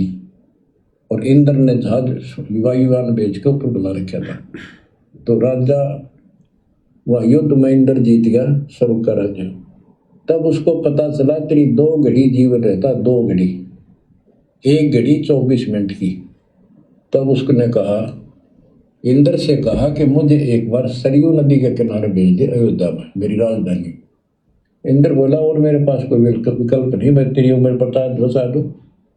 तो उस समय एक ऋषि ने जो उसको दीक्षा दे रखी थी, उसने बताया कि ईब मालिक में लोला ले, कोई दूसरा ठिकाना नहीं। 1 सेकंड के अंदर उस सरयू नदी के किनारे उसको छोड़ दिया। 2 घड़ी ऐसी लो लगाई, सब कुछ भूल गया भाई। तो ये सिमरन कुछ ही समय का, जहाँ आशा ता बासा हुई। उसकी आशा स्वर्ग की थी, धर्मदास की आशा सतलोक की थी। तो बच्चों, ये है वो सार नाम, ये है वो मूल ज्ञान। धीरे धीरे आपके भी अंतःकरण के ये थोड़े बहुत जो संशय हैं कति नष्ट हो जाएंगी। मालिक के पर विश्वास रखो, इस मार्ग में छोड़ ना देना।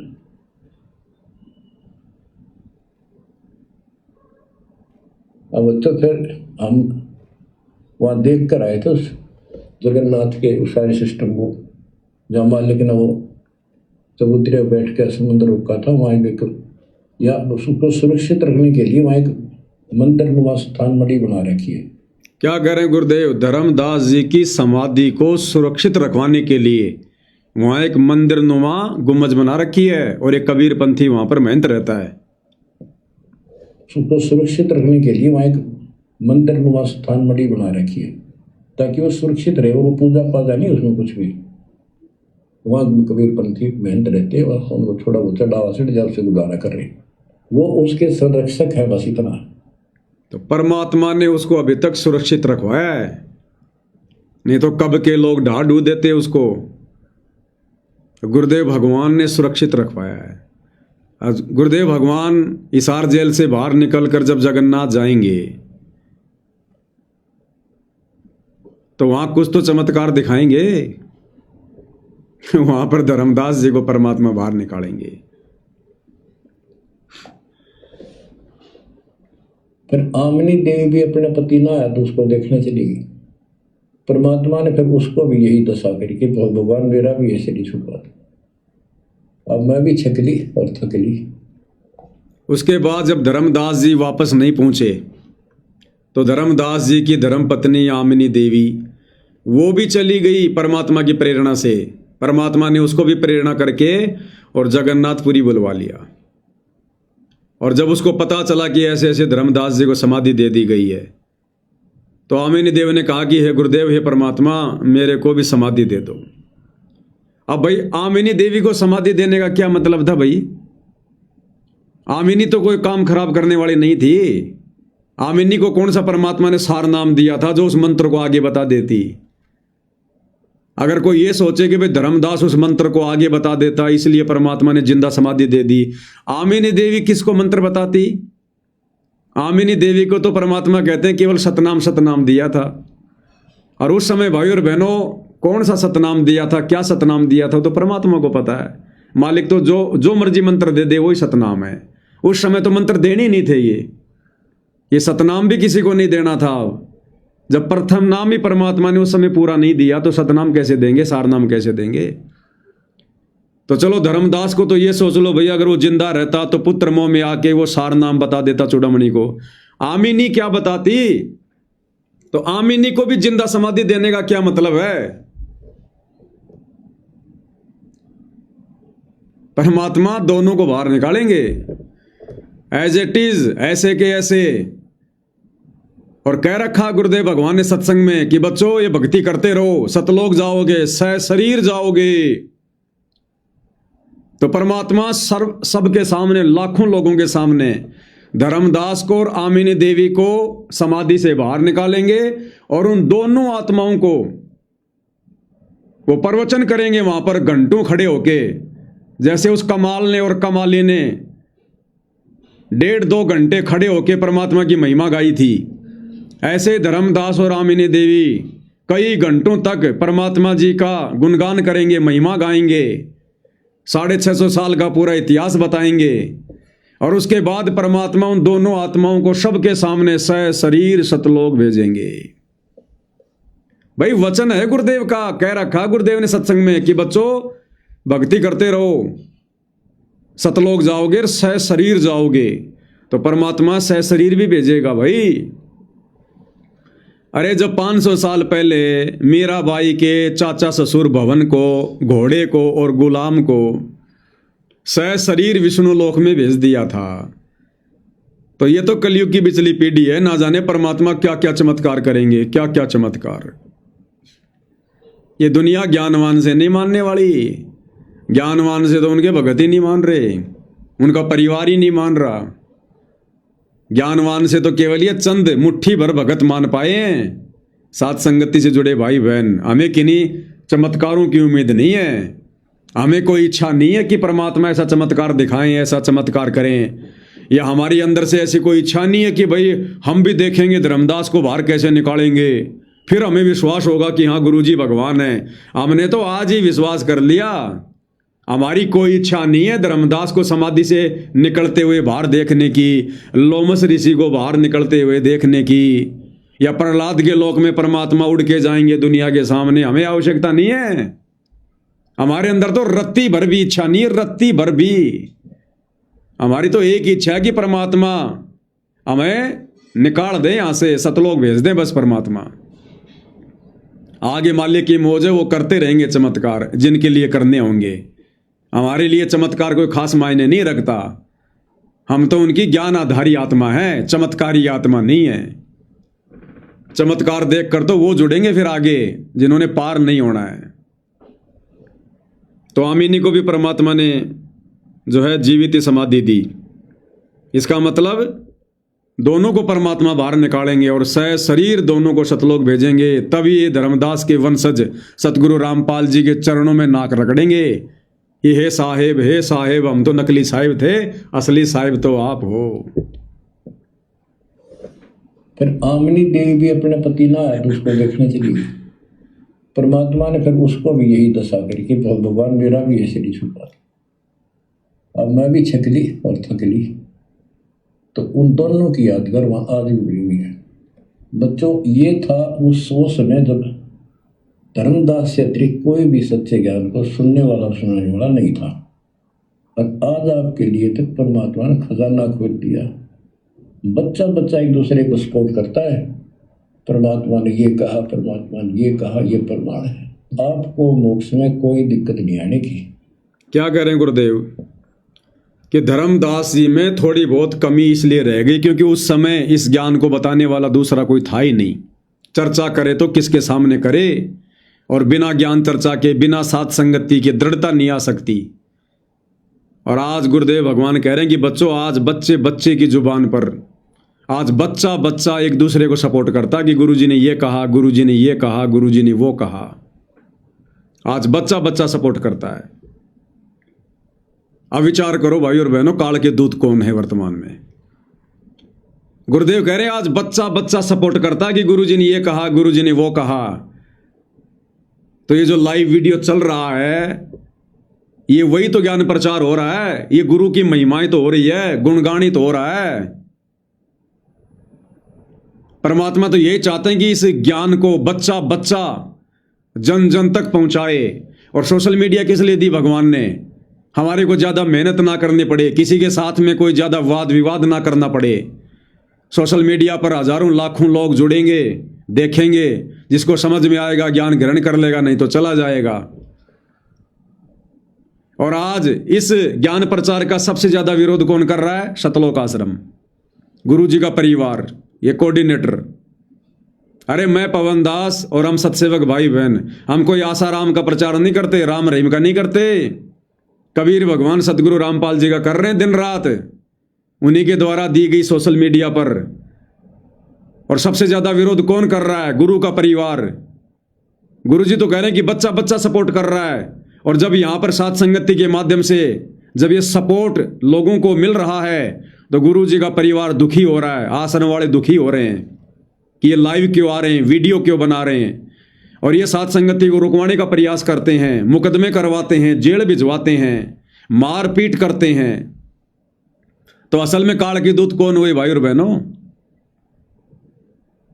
जबकि इस ज्ञान का तो जितना ज्यादा प्रचार हो, जितना ज्यादा प्रसार हो, उतना अच्छा है। और सोशल मीडिया से बढ़िया मंच कोई नहीं हो सकता। आप सारा दिन में 10 ज्ञान गंगा पुस्तक नहीं बेच पाओगे ढंग से। और कितना भागोगे, कितना दौड़ोगे, कितने आप जी ये पसीने बहाओगे। और सोशल मीडिया के ऊपर घर बैठे बैठे हजारों लोग आपको देख रहे हैं, हजारों। ना कोई वाद विवाद करने वाला, ना कोई तर्क वितर्क करने वाला। असली ज्ञान प्रचार सोशल मीडिया है। सोशल मीडिया क्योंकि भगवान ने सबकी जेब में मोबाइल डाल दिए, झोपड़ी झोपड़ी में मोबाइल हो गए, बच्चे बच्चे के पास मोबाइल हो गए। और विरोध कौन कर रहा है? गुरु का परिवार। जबकि उनको पता अच्छे से कि हम साथ संगति वाले भाई बहन हम क्या कर रहे हैं। हम गुरु को परमात्मा मानने वाले जीव हैं, हम ज्ञान आधारी जीव हैं, हमारा लक्ष्य केवल मोक्ष प्राप्ति है। लेकिन काल नहीं चाहता ना। तो सबसे ज्यादा विरोध साथ संगति का किसने किया? साथ संगति बोले तो सतगुरु रामपाल जी का असली मिशन, सतगुरु रामपाल जी का यथार्थ मोक्ष मिशन।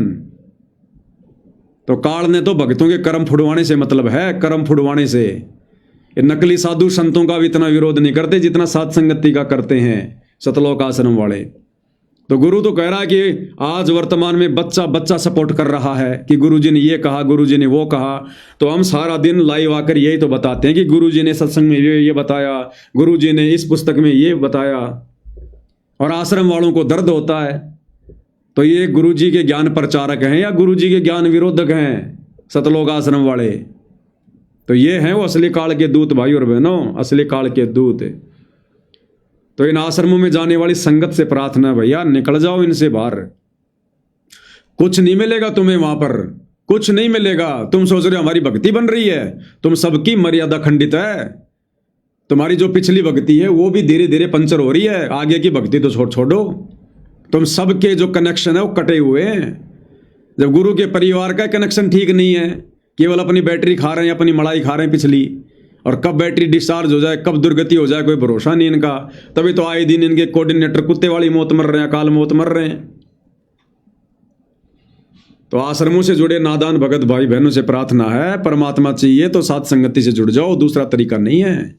चाहे कहीं धक्के खा लेना, समय रहते आ जाओगे अच्छी बात है, नहीं तो कमर तुड़वा के आओगे। अगर भक्ति करनी है तो जुड़ना यही पड़ेगा। नियम मर्यादा भक्ति क्रिया यही होगी जो साथ संगत वाले भाई बहन कर रहे हैं।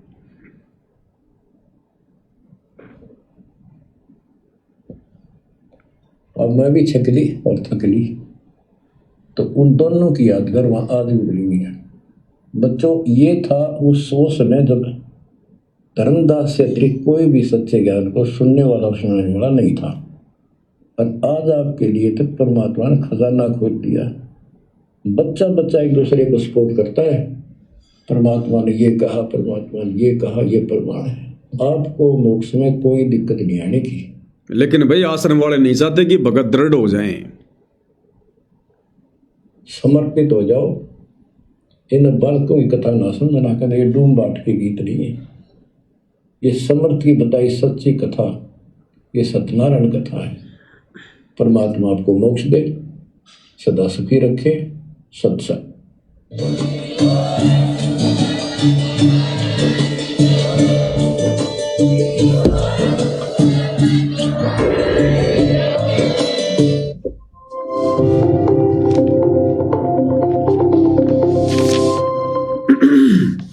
तो भाई और बहनों, आज पूज्य गुरुदेव भगवान के आशीर्वाद से धर्मदास जी की जो कथा है उसका समापन हो गया है। कल हम विशेष संदेश नंबर 31 पर चलेंगे। अब अंत में गुरुदेव भगवान की महिमा में एक शब्द समर्पित करेंगे।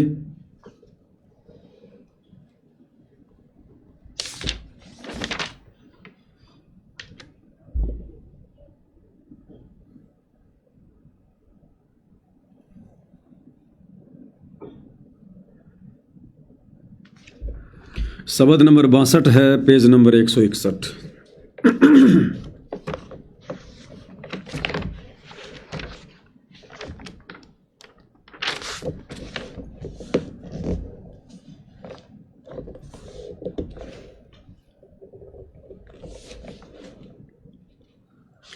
बंदी छोड़ सतगुरु रामपाल जी परमेश्वर जी की जय हो। सत्संग में आवे कोई सूरा, जो है भागा का पूरा। सत्संग में आवे कोई सूरा, जो है भागा का पूरा। भागा का पूरा रे वो तो किस्मत का पूरा। भागा का पूरा रे वो तो किस्मत का पूरा। आवेगा सत्संग में कोई सूरा, जो है भागा का पूरा। कि सत्संग में कोई सूरवीर आत्मा ही आ सकती है। अब सूरवीर का मतलब ये नहीं जो किसी को मार दे, पीट दे, गोली से मार दे, उसको सूरवीर नहीं कहते। वो तो असल में कायर है।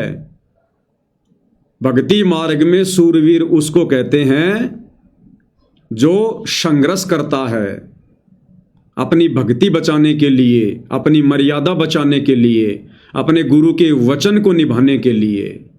उसको भक्ति मार्ग में सूरवीर की संज्ञा दी गई है।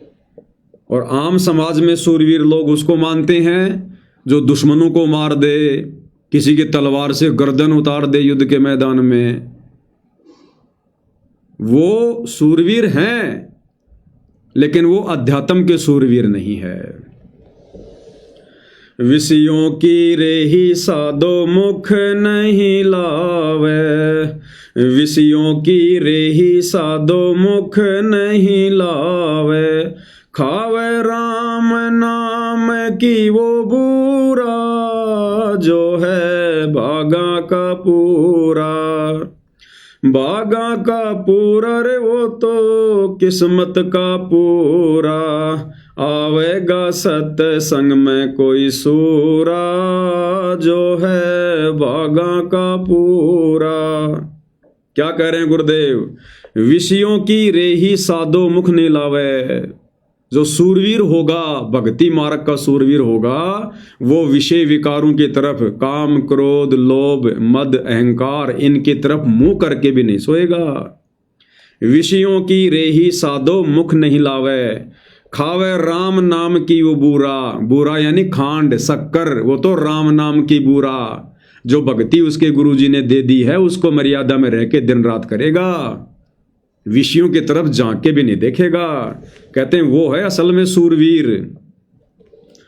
दुनिया वाले तो साधो आनंद मनावे, दुनिया वाले तो साधो आनंद मनावे, वो रह जानो कुछ खोरिया, वो है बागा का पूरा।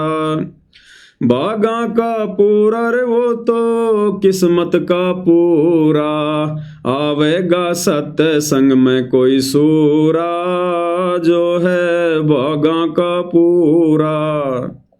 दुनिया वाले तो साधो आनंद मनावें।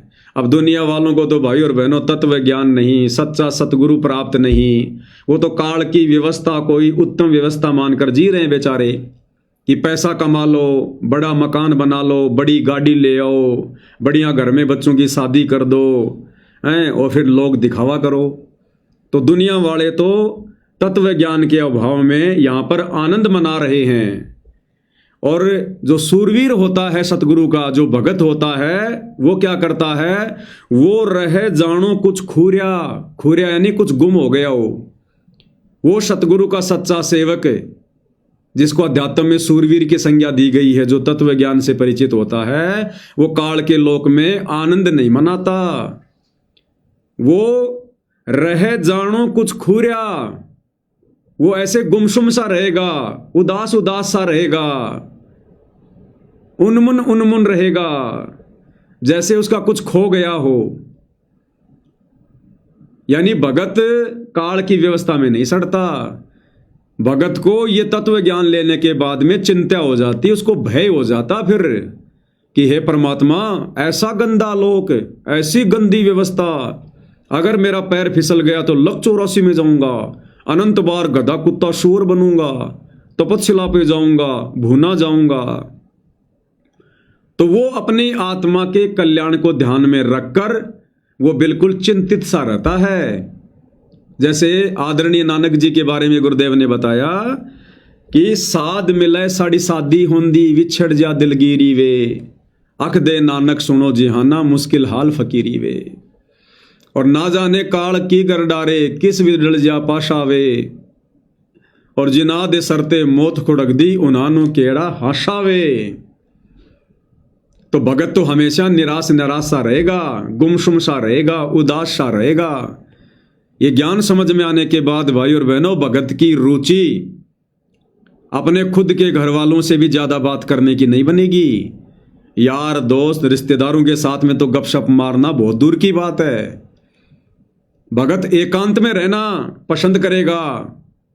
भगतों की आवश्यकता भी उस समय तक पड़ती है जब भगत को ज्ञान पूरा नहीं होता, और जब भगत पूरी तरह से परिचित हो जाता है, उसके बाद भगत सोचता है कि ज्यादा भगतों के बीच में रहना भी उचित नहीं है, समय की बर्बादी होगी, सुमरण अच्छे से नहीं हो पाएगा। तो भगत तो ये ज्ञान होने के बाद में एकांत प्रिय रहना पसंद करेगा, एकांत प्रिय। तो कहते हैं वो रह जानो कुछ खूरिया। भगत तो ऐसे रहेगा जैसे उसका कुछ खो गया हो। लल्लो पत्तों की साधो भगति वो छोड़े, लल्लो पत्तों की साधो भगति वो छोड़े, छोड़े जो गुरु हो अधूरा, वो तो बागा का पूरा। बागा का पूरा रे वो तो किस्मत का पूरा, आवेगा सत्संग में कोई सूरा, जो है बागा का पूरा। लल्लो पत्तों की साधो भक्ति वो छोड़े, इस काल लोक की घटिया साधना को ज्ञान होते तुरंत त्याग देगा। ये लल्लो पत्तों की भक्ति है, ब्रह्मा विष्णु महेश तक की भक्ति, काल और दुर्गा की भक्ति, ये ब्रह्म भक्ति तुरंत त्याग देगा, तुरंत छोड़ देगा जो सतगुरु का सूरवीर होगा। और छोड़े जो गुरु हो अधूरा, और जो आधा अधूरा गुरु होता है ना, उसको तुरंत त्याग देगा, तुरंत। डूबे थे पर उबरे गुरु के ज्ञान चमक, बेड़ा देखा जरजरा उत्तर चले फड़क। ज्ञानकार गांव का चमका सा होता है जो सतगुरु का सूरमा होता है। तीर्थ व्रत को साधो मन नहीं चावे, तीर्थ व्रत को साधो मन नहीं चावे। चावे सतगुरु चरणों की वो धूरा, वो है भागा का पूरा। भागा का पूरा रे वो तो किस्मत का पूरा। आवेगा सत्संग में कोई सूरा, जो है भागा का पूरा।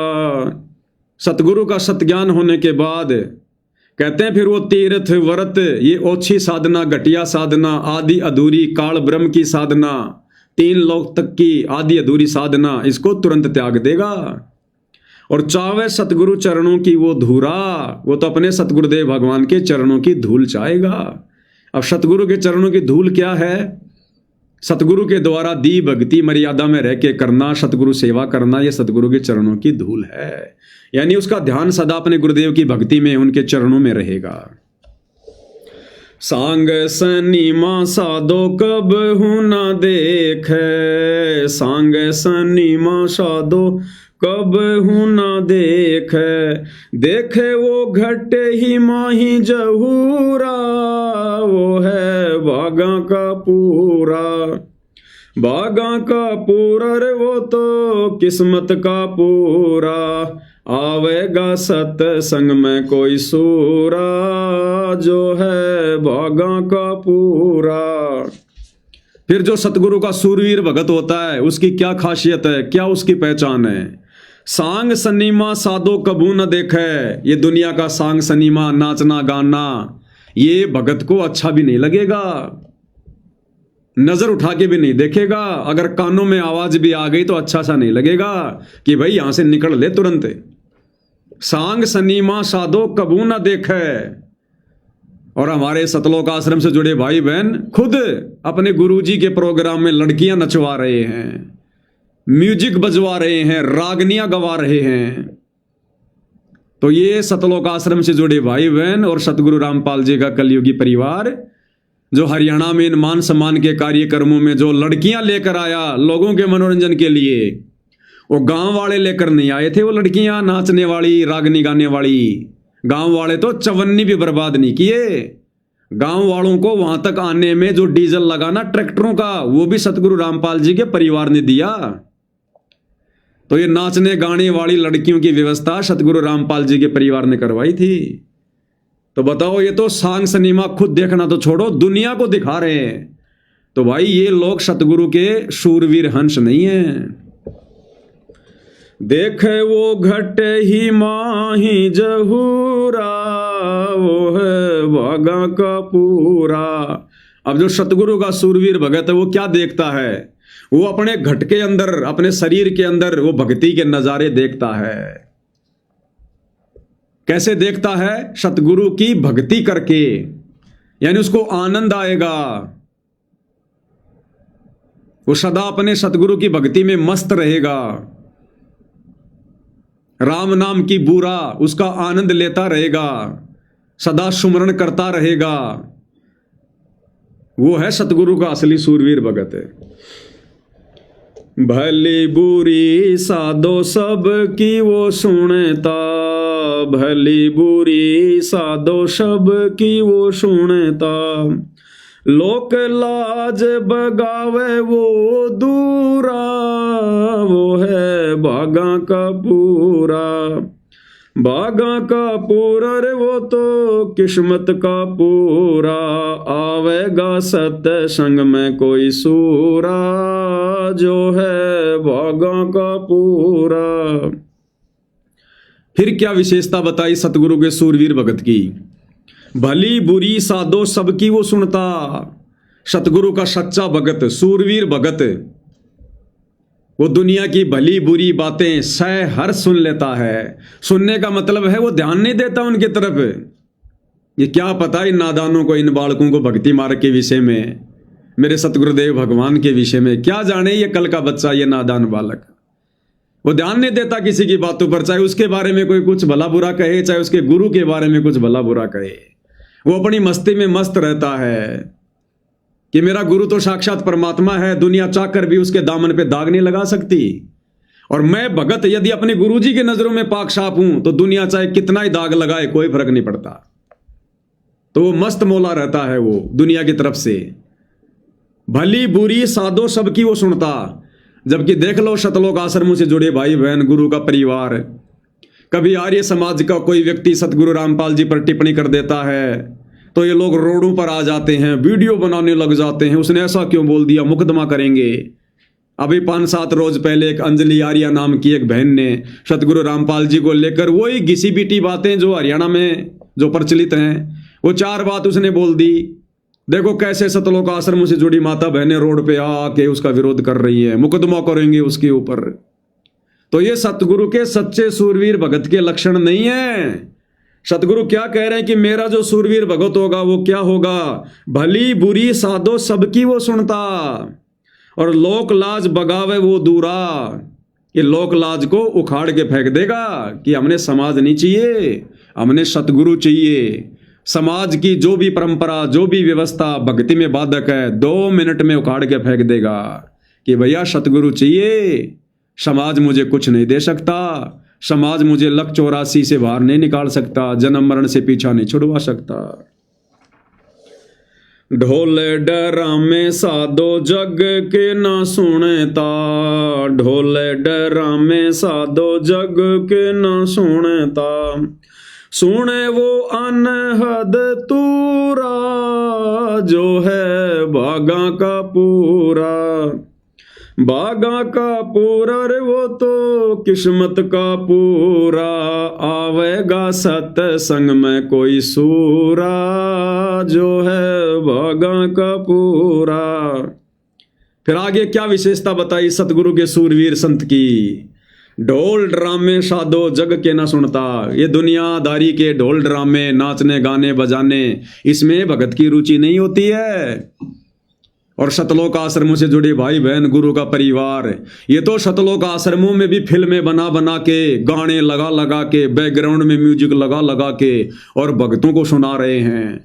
अन्नपूर्णा मुहिम की रागनियां बनवा बनवा के, गाने बनवा बनवा के, गुरुजी के प्रोग्राम में बाहर से लड़कियां लाकर उनसे रागनी गवाई जा रही है, उनसे डांस करवाया जा रहा है। ये लोग सतगुरु के सूरवीर हंस नहीं हैं। ये पहचान बता रहे हैं गुरुदेव भगवान। ढोल ड्रामे साधो जग के न सुनता। इनके तो सतलोक आश्रमों में जगत वाले 150 ट्रैक्टर लेके ढोल बाजे बजाते हुए आते हैं और उनका ये सतलोक आश्रम वाले, गुरु का परिवार, उनका स्वागत कर रहे हैं। वो मदीना गांव से वो नकली, वो कबीर पंथी स्वदेश 150 ट्रैक्टर लेके आया मदीना गांव से, ढोल बाजे बजाता हुआ आया सतलोक आश्रम धनाना के अंदर भी ढोल बाजे बजवाए। और गुरु का परिवार उन नकली कबीर पंथियों को, जो सतगुरु रामपाल जी के सबसे ज्यादा घोर विरोधी, जिन्होंने सबसे ज्यादा उनकी आत्माओं को फंसा रखा है, सतगुरु का परिवार उनको पगड़ी पहनाकर, साफा पहनाकर, शॉल पहनाकर उन काल के दूतों का स्वागत कर रहा है और बैंड बाजे आश्रम के अंदर बजवा रहा है। तो भाई ये सतगुरु के सूरवीर हंस नहीं है। ढोल ड्रामे साधो जग के न सुनता। सुने वो अनहद तूरा जो है भागा का पूरा। सतगुरु का हंस क्या सुनेगा? अनहद तूरा। अनहद, वो तो भैया सतनाम का जाप करेगा श्वास श्वास में, और सतनाम के जाप से फिर एक समय ऐसा आएगा उसके घट के अंदर ही उसे वो अनहद बाजा बजता हुआ दिखाई देगा। अब इसमें बहुत सारी बातें भाई और बहनों गुरुदेव ने क्लियर किया हुआ है। ये सबके साथ में घटना नहीं घटित होती है, ध्यान रखना। ये बहुत जल्दी उन आत्माओं के साथ में होता है जिनके पूर्व जन्म की भक्ति कमाई ज्यादा होती है, जिसके प्रतिफल में उसे वो अनहद धुन सुनाई देने लगती है। लेकिन गुरुदेव ने बताया कि जब तक हम इस शरीर में हैं और यदि हमें सतनाम के जाप से या प्रथम नाम के जाप से वो बाजा बजता हुआ वो झिंगे जैसी धुन सुनाई देती है, तो इसमें कोई खुशी जाहिर करने की बात नहीं है। इस पिंड के अंदर काल तक की ही धुन सुनाई देगी, तो ये कोई बड़ी बात नहीं है। और जिसको नहीं सुनाई दे रही है तो गुरुदेव कहते हैं कि उसने चिंता करने की जरूरत नहीं है, उसने अपनी भक्ति पर ध्यान देना है। मोक्ष मंत्र से होगा, मोक्ष सुमरण से होगा, मोक्ष मर्यादित भक्ति से होगा, चाहे बाजे बजे चाहे बाजे ना बजे। जैसे पहले के समय में शादियां होती थी तो क्या पहचान होती थी कि भाई बैंड बाजे बज गए, ढोलक बज गए, भाई बारात आ गई, लड़का आ गया भाई, तो लड़की खुश हो जाती थी कि हाँ आ गया मेरा पति भाई। और आजकल क्या हो रहा है, आजकल कोर्ट में जाके शादियां कर रहे हैं, ना कोई बैंड बज रहा ना कोई बाजा बज रहा, और वो भी शादी हो रही है। तो जिसको ये बैंड बाजे वगैरह सुनाई देते हैं, दास को तो नहीं सुनाई देते हैं, अगर किसी भाई को सुनाई देते हैं कोई आवाज किसी भी प्रकार की सुमरण करते समय, तो उसमें हमने ज्यादा कोई खुश होने की आवश्यकता नहीं है। वो तो काल तक की धुन है, वो तो केवल इस बात का ये प्रमाण है कि आपकी भक्ति जमा हो रही है और आपके पास में पिछले जन्म की भी काफी आपके पास में भक्ति है। और इन बाजों को देखकर हमने भ्रमित नहीं होना है, अपनी मर्यादा नहीं तोड़ देनी है, खाली बाजे सुनने के चक्कर में ही सुमरण करने नहीं बैठना है, बल्कि कोशिश करे गुरुदेव भगवान से प्रार्थना करे कि परमात्मा दास के ऊपर रजा करो परमेश्वर, मेरी भक्ति में किसी प्रकार की कोई बाधा ना हो। माया कमाई साधो हक की वो करता, माया कमाई साधो हक की वो करता, नाम कमाई में वो बेसबूरा, जो है भागा का पूरा, भागा का पूरा रे वो तो किस्मत का पूरा, आवेगा सत्संग में कोई सूरा, जो है भागा का पूरा। अब देखो कितनी बढ़िया शिक्षा दे रहे हैं गुरुदेव। सतगुरु अपने सूरवीर भगत की पहचान बता रहे हैं। नाम माया कमाई साधो हक की वो करता, माया कमाई यानी रोजी रोटी का धंधा बड़ी ईमानदारी से और मेहनत का करेगा, किसी का हिस्सा नहीं खाएगा, बेईमानी नहीं करेगा, चोरी जकारी रिश्वतखोरी काला बाजारी मिलावट ये नहीं करेगा। वो नेक नीति से काम धंधा करेगा, डरेगा भगवान से, हक हलाल की खाएगा। और नाम कमाई में वो बेसबूरा यानी रोजी रोटी के लिए धंधा तो सीमित करेगा, लिमिट करेगा। और नाम कमाई यानी सतगुरु ने जो मंत्र दे दिया, जो सेवा दे दी, जो भक्ति दे दी, उसमें वो बेसबूरा होकर लगा रहेगा। बेसबूरा यानी बेसबरा। जैसे कई लोग खाना खाते रहते हैं तो लोग क्या कहते हैं, भैया इतना ज्यादा बेसबरा क्यों हो रहा है, पेट तो तेरा ही है, लिमिट का खा। बेसबरा यानी खाए जा, सबर ही नहीं, संतोष ही नहीं। तो कहते हैं जो सतगुरु का सच्चा भगत होगा नाम कमाई में वो बेसबूरा होगा कि कर लूं मंत्र जाप जितने हो जाए उतने, कर लूं सेवा जितनी भगवान की हो जाए उतनी, सत्संग सुनने बैठ गया तो सुनता ही रहेगा, सुन लूं। बेसबूरा, उसको पता है कि ये कमाई मेरे काम आएगी, ये मेरा असली धन जमा हो रहा है। तो भाई और बहनों, पूज्य गुरुदेव भगवान के आशीर्वाद से आज की सत्संगति में केवल इतना ही। कल विशेष संदेश नंबर 31 पर गुरुदेव भगवान की महिमा करेंगे। तब तक पूज्य गुरुदेव भगवान हम सबको आज्ञा दे, आशीर्वाद दे, सद्बुद्धि दे, हमारा मार्गदर्शन करे, भ्रम ने भटकने से बचाए। बंदी छोड़ सतगुरु रामपाल जी परमेश्वर जी की जय हो।